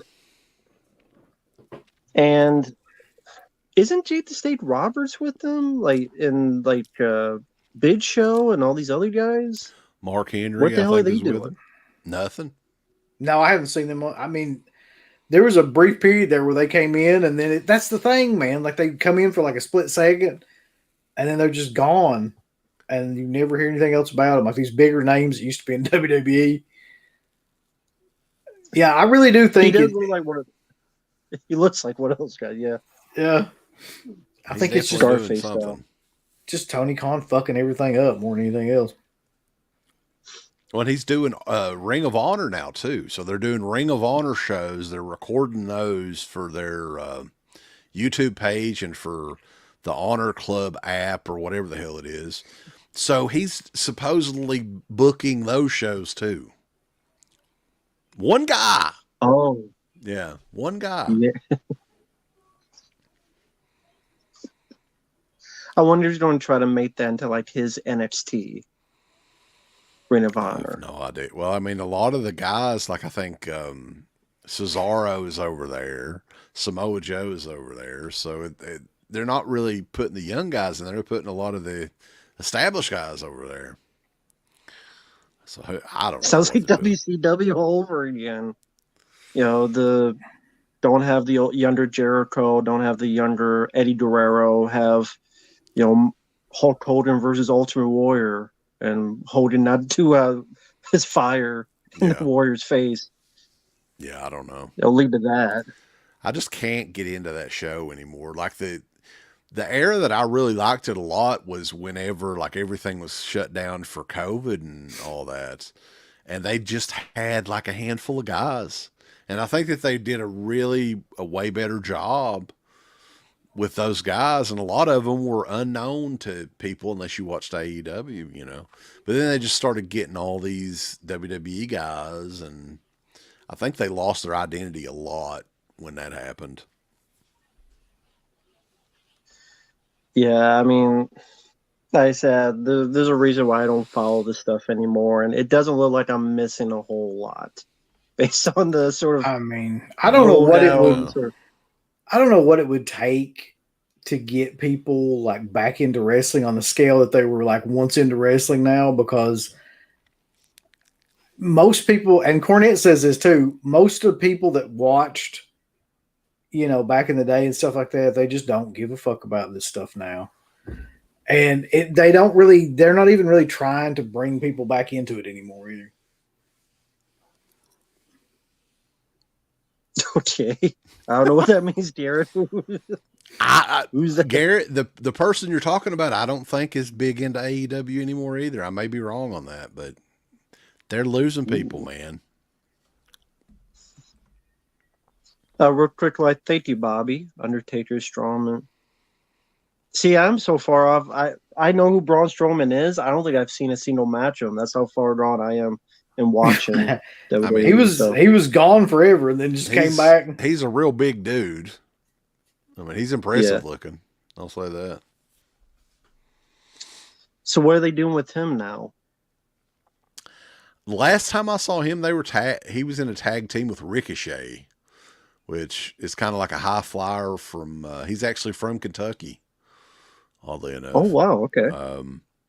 I think that's what they're doing. I mean, that's the last time I've seen him on TV. They're doing like some sort of tag team with him. And Undertaker, last time I saw him, he was in an interview with Mike Tyson when Mike Tyson smoking. I saw that. That was funny. That was good shit. Yeah. Mike Tyson's questions were so thought out too. Like that was the funny thing. So what make him do that, Taker? What's the matter? What's going on? That Brock Lesnar goes shoot him. Go shoot his ass. Mike Tyson says something like AEW would pay him more, but he would rather go back to WWE. I think he said that in that interview too. That dumbass Tony Khan, he'll pay me some more money, but I'd rather wrestle for WWE. Oh God. Folks, I apologize. There ain't no hell and way I'm gonna catch up to these, so I'll just do what I can, man. I was too busy getting into the AEW shit pile. I'll frame this in a different way, like with a question in mind. What is your favorite composer? Is there a favorite composer of music you have? Doesn't just have to be horror; could be anyone. Yeah. I don't know, man. I mean, there's a lot that I'll see the name and I'm like, oh, that's why it sounds so cool. Like, God damn it, what was his name? He did the music for Young Guns and stuff. Silvestri or something like that. Alan Silvestri. Yeah, like anything that he does, I love. But I can't tell you the movies in particular. I know he did the Young Guns movies, and I love the soundtrack to those. But I don't know. I mean, that's a tough one because I'm not like I collect soundtracks kind of, but mainly all the the classic horror ones. Like Carpenter's a hell of a composer. I don't think you can go wrong. Absolutely. I don't think you can go wrong with like Williams, John Williams, or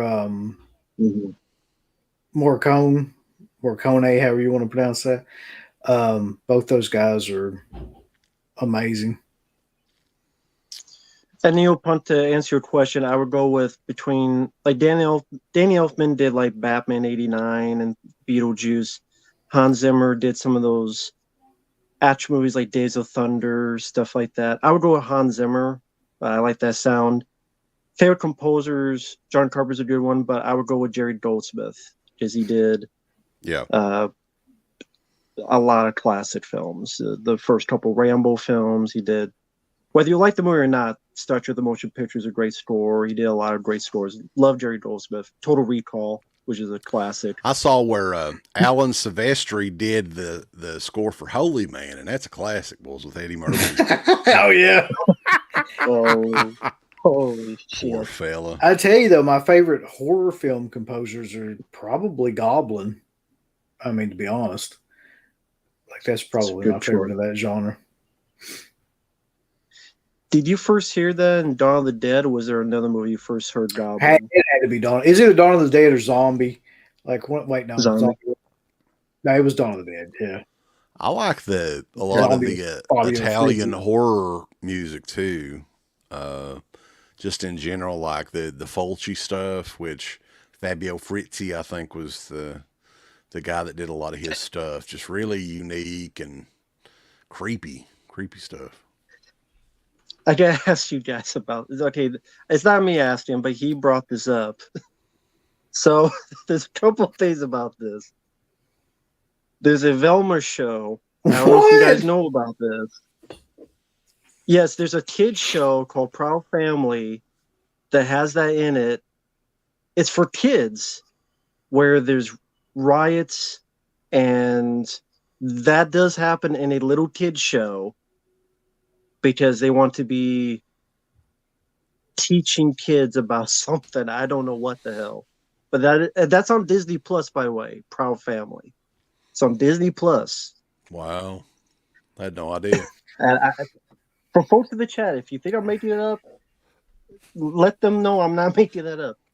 I just saw the title of that. Yeah. the She-Hulk attorney at law, and I'm like, God damn, who the fuck? Yeah, if you saw like any kind of preview of that, it looked like complete shit anyway. Like you're not going to watch it. Yeah.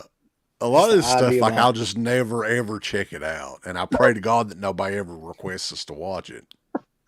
Fucking, you fucking know what's gonna happen now. Yeah, don't say that because now we're gonna be like first whole season of Velma. Yeah, I was like, nah. Here's your money back. Yeah, I'd rather just give you the money up beyond. And for those who don't know, Velma is a Scooby-Doo show.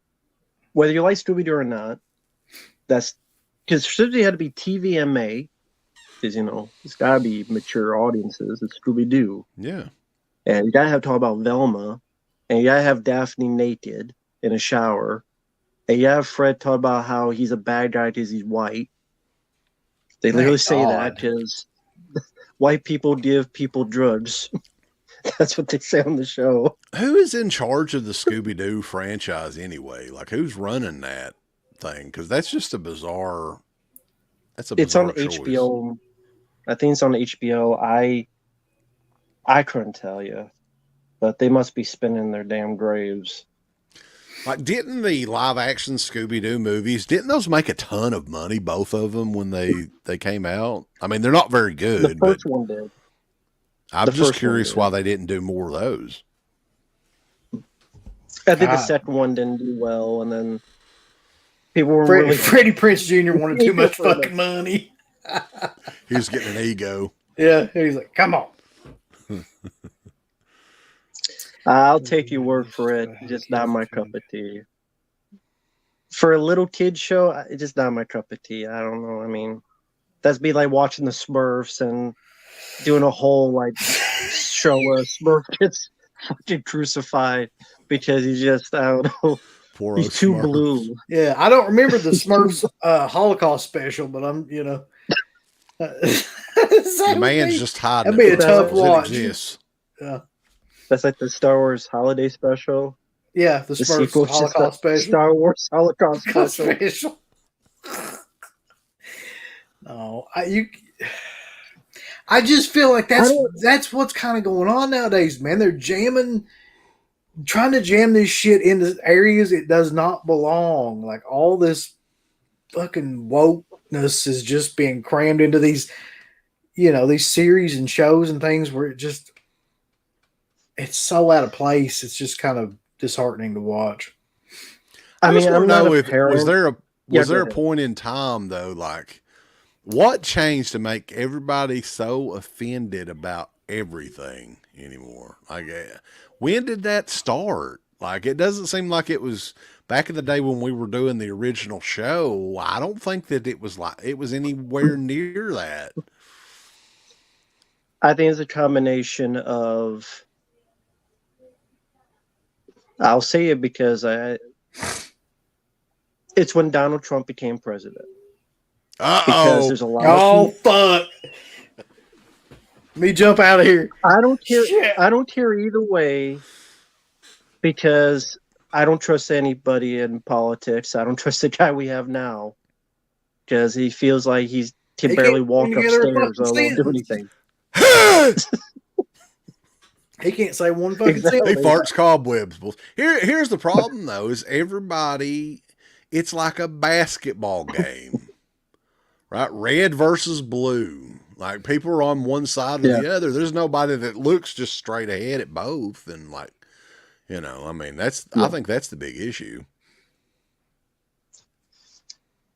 Yeah, it's just one of those things where when a certain person was elected, a certain amount of people just went up all in arms and decided to pick sides and just.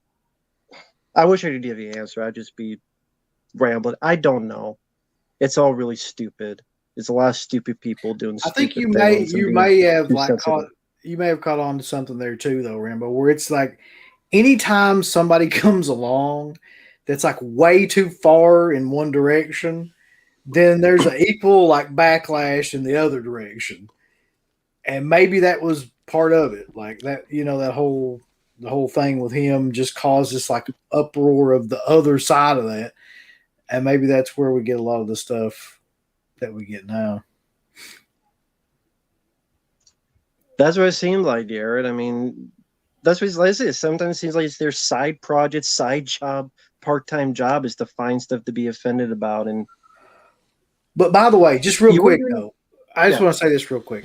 If you're really into politics or something, then you're fucking dumb because it's fucking rigged on both sides, you idiots. Like, I don't want to hear about your red shit or your blue shit because they're all fucking us in the ass. So shut up about it. God, you think that's the part that kills me. People that think that they're smart because they get behind one person or the other.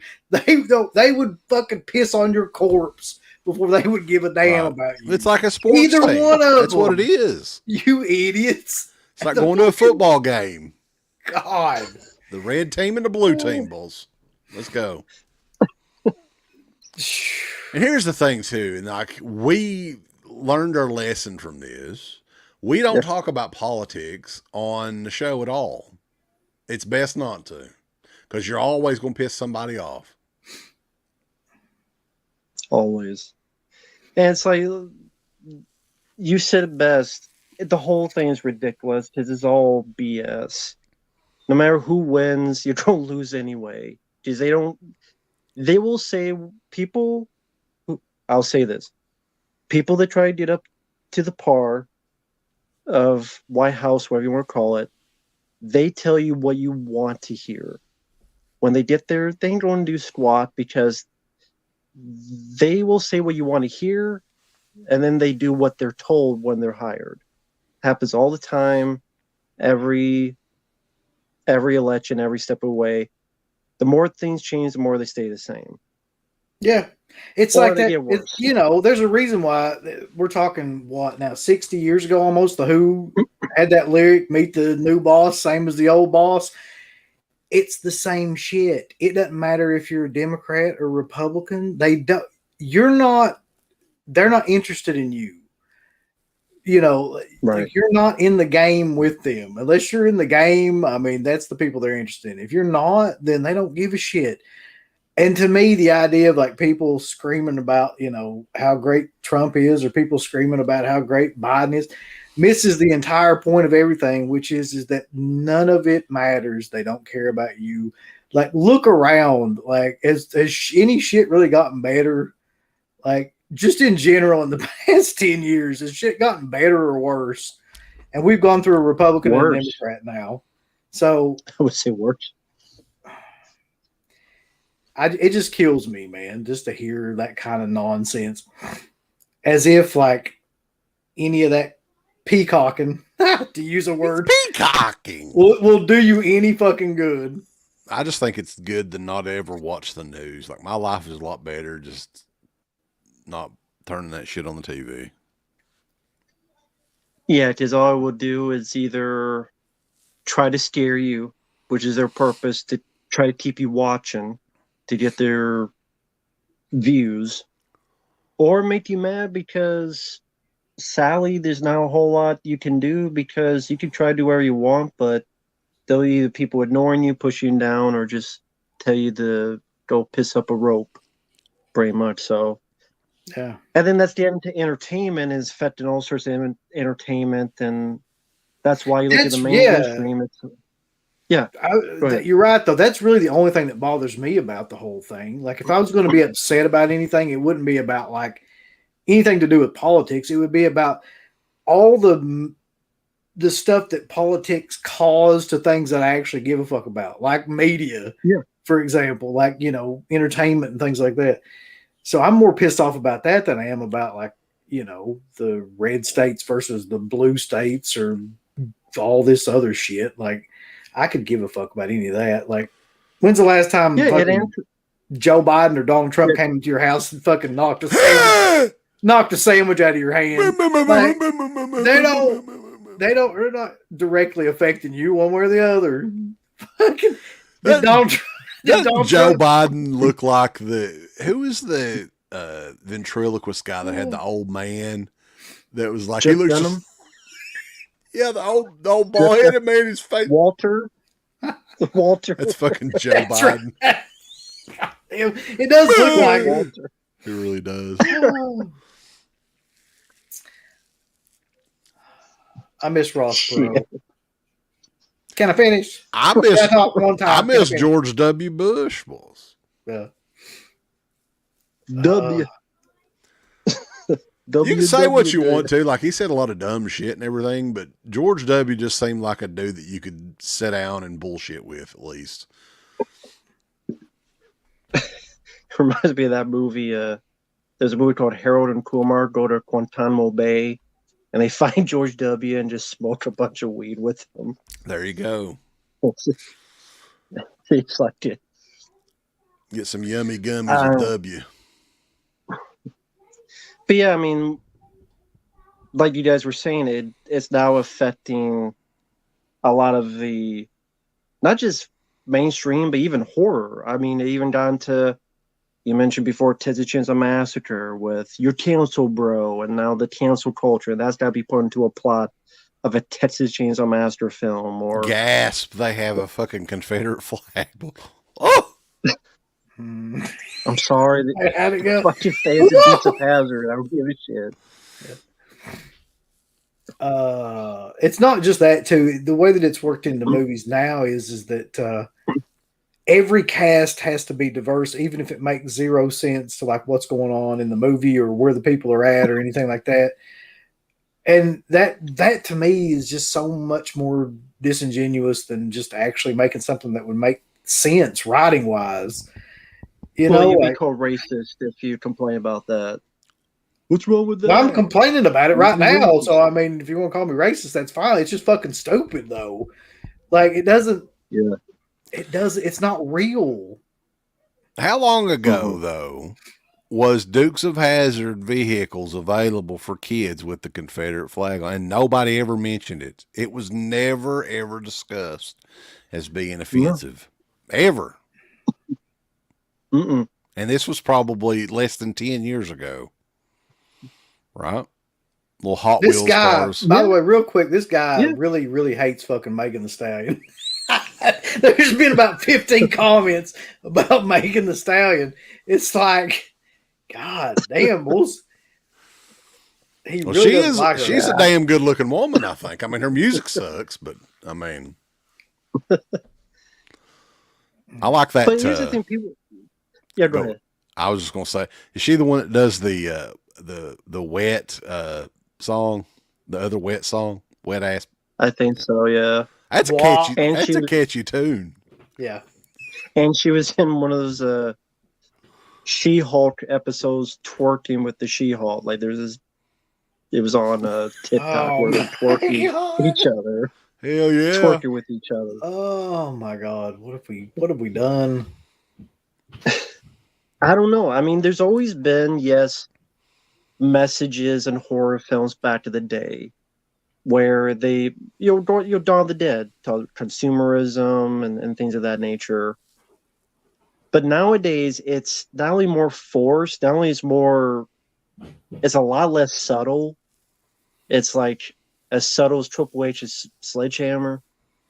And it gets to be more about that than a story or a plot or characters. It's like that's first, second, and third on the agenda. And that's one of the more annoying things about it, is that they're so in your face like this about it that what else is there to enjoy in a lot of these movies other than really stupid characters or really annoying dialogue or really BS stories, at least to me.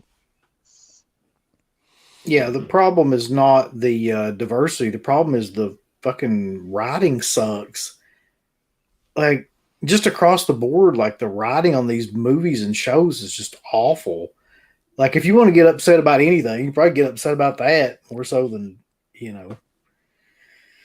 the diversity of the fucking cast. Well, I mean, it's weird. I mean, we're almost into the 2-hour mark, and I know it's getting pretty late for you guys, that I don't want to keep you guys up too much. I know usually you guys do 2 hours, so I didn't know how long you'd be willing to go on. I figured this is pretty late, and he's like, I gotta get to bed. Shit, I gotta fucking do some shit next day. Because it's pretty late where you guys are at, right? It's almost midnight, but I don't know. I'm Yeah, okay. I'm okay for a little bit. You know what it is? It's 2 minutes till midnight. I'm fine. Whatever. So we'll go for a little bit longer. I just don't want to keep these guys too long to be like, fuck, man, it's like fall asleep in the fucking chair. She. But I think to everyone out there, I apologize. I do apologize to everyone to not getting all the questions. That's my fault, running my mouth, asking these guys, picking their brain and everything from wrestling to politics to. It's been all over the map. It really is. But it was bound to happen. The mega powers are exploding here, as it should. Yeah. We'd always bitch about Steven Marink again. I could go on for now just about that movie. They do have a review on their Patreon if you want to check out their Patreon. Shout out your Patreon for those who don't know. It's a Deadpit on Patreon.com. Thousands and thousands of hours of shows. We started doing, it's essentially the very first horror movie podcast. It started in 2005. All of those shows are up there in order. We're almost up to the final Dead Pit radio show in 2016. So got a couple more left. I think it's a little bit over 400 episodes of just that show. All the midweek shows, commentaries. We got an exclusive new midweek show. So literally it is thousands of hours of content on there. Yeah, definitely check them out for everyone out there. I sure thought I'd put a link in the chat and put it up here. Think about that. But yeah, definitely check it out. And I know you guys, you reviewed Steven Marink, so I won't give that away. But like Uncle Bill was telling me one time, right before we did X-Files stream, it's a cinema classic, folks. You don't get it if you don't like it. You just don't get it. You fucking idiot. It's a classic. God. Look at that lampshade over there, goddammit. Bunch of dumbasses just don't get that kind of avant-garde filmmaking. I know, like, I'm upset now. The last time I talked to Uncle Bill, he's like, I don't know if I'm gonna watch it. So apparently you did force yourself to watch it. I mean, I watched about 15, 20 minutes of it, and then I realized like that was going to be the whole movie, and I was like, I'm not doing this to myself. Oh God, the shitter disappeared more. Well, I mean, you could essentially put it on fast forward, and you'd get the same. It's the same thing, really. It's the same movie, yeah. If you watch it, double speed, half speed. I mean, I don't want to be mean, but really, the only people that enjoy Skinamarink are people that enjoy the smell of their own farts.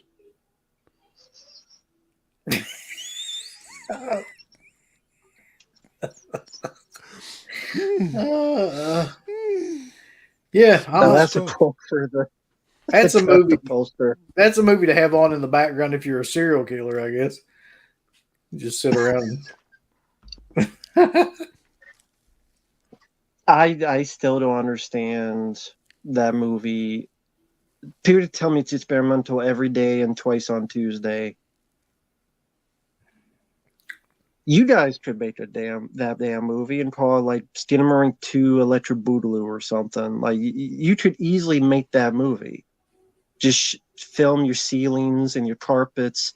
It's the dead demon going across the floor. Maybe we should do that.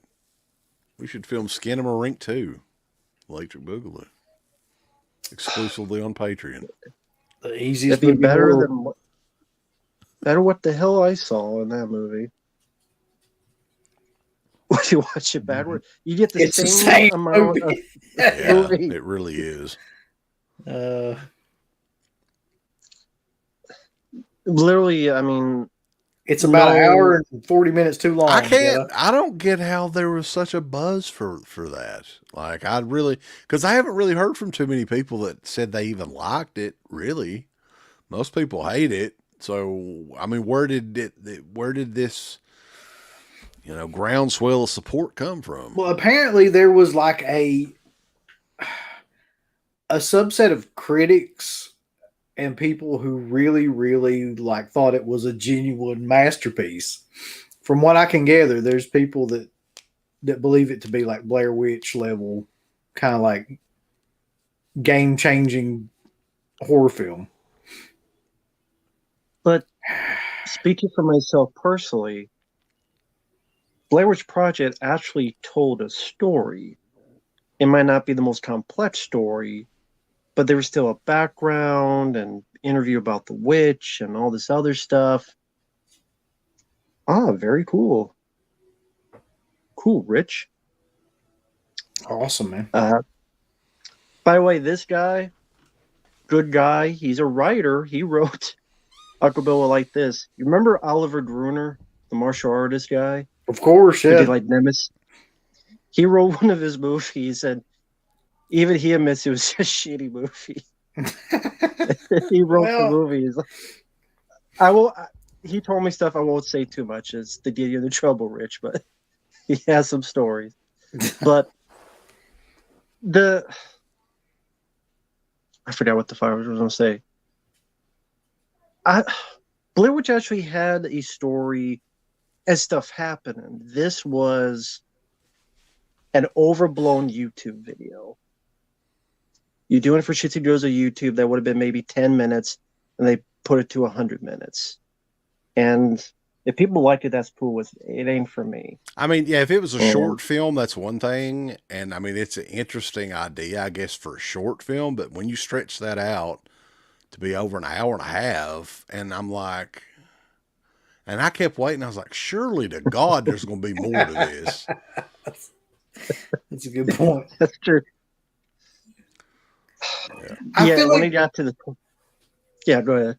I was just going to say, I feel like it's one of those situations where, like, you know, those like paintings, like fine art, where like if enough people get together and they're like, somebody splashes like a fucking thing of paint on a canvas, and enough people get together and like, oh my God, like this is the most brilliant idea I've ever seen.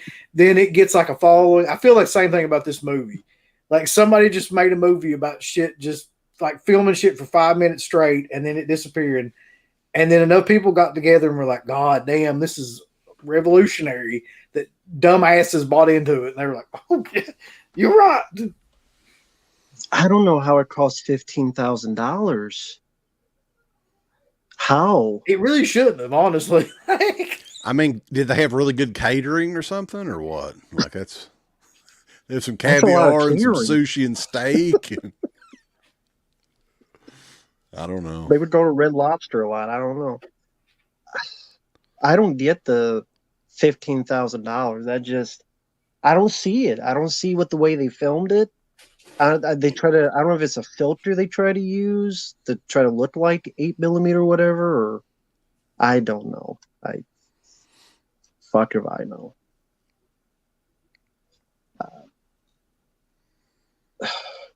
Any of us could write Stand Marine 2. You write nothing.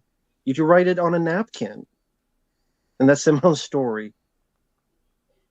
It doesn't have a story. Yeah. Yeah, $100 stays for the cast and crew. That's how they spent $15,000. So I think it makes sense. Yeah, it was a bunch of Hooters. But Hooters is the way. Hooters is the way to end it. It's a little over 2 hours. It's pretty late for these guys.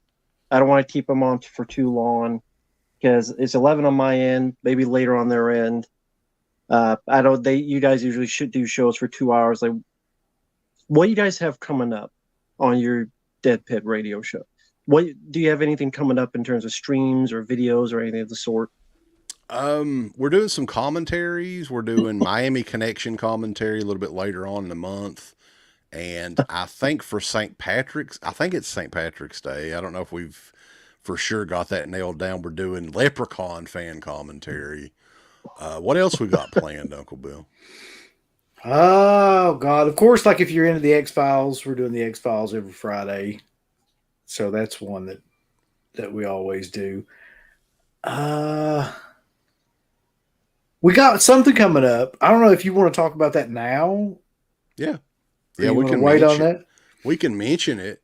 Yeah, because this was actually Uncle Bill's idea first, and then we kind of morphed it into something a little bit different. Yeah, So it go became ahead. its own thing. So we're going to do something, and once you hear the name of it, you'll kind of get maybe the idea behind it. If you know anything about this era, we're going to do a new show called Spin the Wheel, Make the Deal, but it's going to be like Deadpit style. And I don't want to get into too much about what that's going to be, but I think that it'll be entertaining enough and kind of unique enough that people that'll watch it, like if you know anything about WCW back in the day, you can kind of figure out like some of the stuff that's going to be about. Yeah. So that'll be coming. I don't know, when is that coming? Like, when are we going to actually start that? I mean, we may do. It's going to be a 2-part show because we're going to have like a selection show, and then the actual show. So we can go ahead and explain the rules or what we've come up with. We might as well. I mean, if you check us out on YouTube at Deadpit, which we're kind of close to getting 8,000 subscribers, so it'd be really cool if you guys could help us get there tonight. But anyway, so there's going to be 2 spins. The first spin is who is going to co-host the show with us. So we'll have a list of about 10 different people. And the first spin is the co-host. The second spin is the topic at hand. So I don't know how many different topics we're going to have. So it kind of randomizes the show a little bit. And yeah, that's kind of the concept. Yeah, and hopefully, Matt, you will agree to do that too, because we're going to have you as one of the potential hosts. So, like, for example, we could spin the wheel and it would be you as the co-host, and then we could spin the wheel again and it would be like, the worst films of 1984 or something. Exactly, or something to that effect. So it randomizes like what the show will be about and who will be on it. 100% down for that. That sounds really interesting. And for those wondering, that link is to their YouTube channel. I just put the videos saying because it goes directly to their videos, but then you can look around. And I couldn't put the www in front of it because YouTube don't like when you do that, because YouTube is, smart. Let's take away people messaging. No. Take away all the good shit and keep all the stupid shit. We still have the website too, which is easy to remember, right?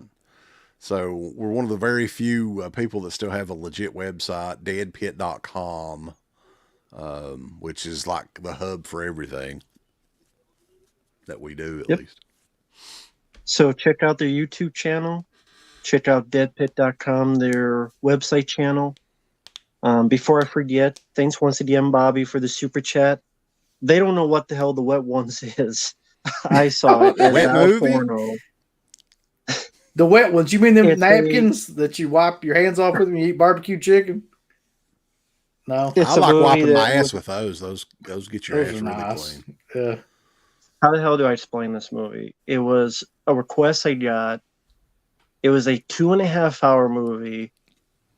A guy made it just playing with dolls. Just like literally holding dolls for 2.5 hours to make a movie. And somehow he had cameos from, I think, Andy Dick and Lisa Wilcox from On Street 4 in it. That's pretty much it. If you take your face out and you just have the hand, like just the figures there doing it, this is pretty much it for 2.5 hours. The Wet Ones may be worse. Here's my version. Longer. Oh, we're gonna walk into the woods. Oh, Wait. Oh my God! I had a fucking stroke. I'm leaning backwards. Dick Demon, are you okay? Are you okay, Dick Demon? It's Skinamarink too. Skinamarink, yeah. That would be a killer idea. Maybe we should shoot Skinamarink too. We should do that. Yeah. But thanks to everyone for joining in. This was pretty fun. I mean, I didn't realize the 2 hours went by quick. It was way too quick. It's just a lot of fun. Been a long time coming. Like I said at the beginning, I try to have these guys on for a while, but then it's like, oh, there's an ice storm. Shit. Oh, there's a YouTube jail. Shit. Oh, Boost YouTube channel. Mobile is fucking up because Dish Network got hacked. Shit. That I'm YouTube like, God stuff, damn it. man. Like, I know we're technically Yeah. on YouTube, so we don't want to say too much, but like, some of that stuff is just total BS. Like, we got a strike, a little. It was almost a year ago over literally no. I don't think it was anything at all. I really don't. Like, I blame Steve, but I honestly I don't think that he did anything from what I was told. So I don't. Who knows, man? With Yeah. YouTube, bullshit. Yeah, you never know. And, that's why for folks out there who watch this, I also am archiving my stuff to Odyssey. For those who don't know, it's another website that's competing with YouTube. ODYSEE. I made a account on there, and they have this thing called YouTube Sync.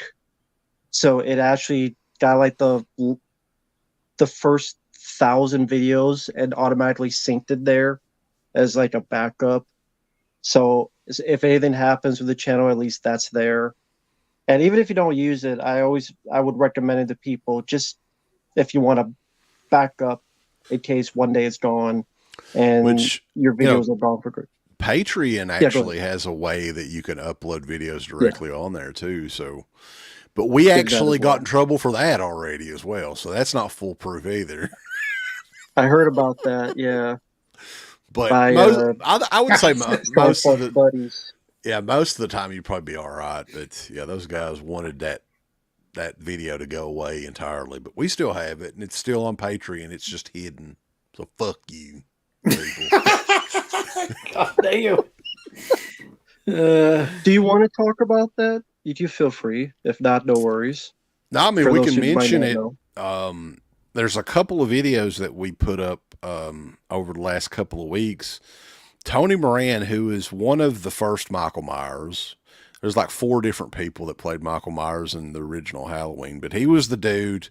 Towards the end of the movie, for like 3 seconds, you see his face. He's the unmasked Michael Myers. And he's also an alcoholic, and he was on a podcast recently and just made a complete buffoon of himself. And of course, we had to do a watch along of it. And he talked a lot of shit about Sean Clark, who, we've known for many years, and he's, does conventions and everything. A lot of people know him from the Walking Dead convention stuff and the Horror's Hollowed Grounds on YouTube. So we had him on there too. That was the second part of the show. And yeah, those are 2 videos that I would highly recommend everybody check out. They're pretty entertaining, I think. Not because of us, but just because of what you get to experience there. Yeah, pretty much. That was just insane. I did watch both those videos.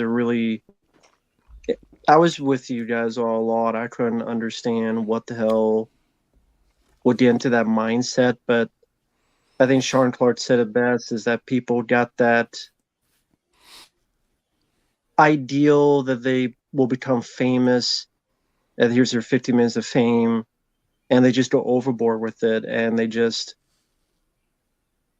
get lost in whatever demons they had before this sudden fame. They think in some weird way they're untouchable, or there's some weird way they're, I don't know what it is, some weird frame of mind of he just took himself way too serious. Like in the beginning, it was a goof for him, I think, and that's kind of like what the initial kind of interviews that he first did were about, was just how, like, he couldn't believe that there's a fan base for him and all. But then as time went by, he became more and more like, oh no, like I'm the real, like, Michael Myers, like I'm the only one that really was the guy. And it was just like, no, he just started to believe his own hype and just kind of went crazy, which is weird to think somebody that niche, that, kind of like small of a market celebrity kind of thing would go like crazy with power and shit like that. But Fancy Nancy responded to the video today briefly. Yeah. So she saw it.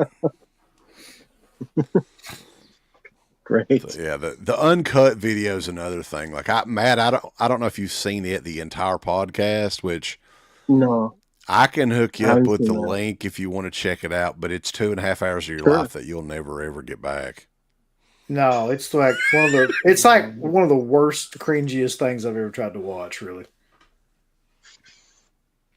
But you Yeah, will maybe get I to changed my mind on that. Fancy Nancy shows the goods, though, man. If you ever wanted to see those, there you go. Uncle Bill enjoyed it. You guys are, I mean, real quickly, you guys have done plenty of interviews, including plenty of video interviews. If you're interviewing with someone and you see that, wouldn't you immediately go, let's shut this shit down? Like, just on the sake of you showing nudity, all this stuff. Yeah, like Wouldn't that come to your head? I'm pretty sure we would have immediately like shut that off once like somebody showed their tits. Like that's just a given. Well, there was one that the one of the co-hosts was more fucked up than Tony was, and he was calling for it to go down. He was one of the co-hosts of the podcast. That's one of the most chaotic live streams that I think I've ever seen. Maybe the most. I think it is the most. But it's 2.5 hours. So when we reviewed it, it was like a 3 or 4 day span. I had to break it up into parts because it's brutal, man. Yeah, I mean, I think the only way to watch it would be with your guys' commentary, because I would not be able to watch that by itself. That would be like a car crash that never ends, and it just Well, the video that we did is like highlights. It's like 40 minutes, so we kind of tried to pick some of the highlights of it. But yeah, the whole thing, man. Oh my god. It's rough. But I'll send you a link if you want to check it out. You don't. I'll think about it. I think really hard. Before you Jesus. I sound like that wrestler where it was Jesus. Where it was from Botchamania. I forget what his name was. But thanks for people stopping by. Check out deadpit.com. Check out their YouTube channel. Check out their Patreon. You want to say your Patreon one more time for the folks? Yeah, it's a Deadpit on Patreon.com. They have a lot of stuff. Countless content. Podcasts from back in the day. They're still doing shows all the time. Definitely check them out. They're good guys, good people. Thanks for stopping by. It was a lot of fun. These over 2 hours, 2.5 hours almost went by way too quick. Hope to have you back again one day. It's a lot of fun. And for folks out there, stay tuned. We'll see what happens next. And I hope everyone out there has a good night. We'll see you guys later. Thanks, you, man.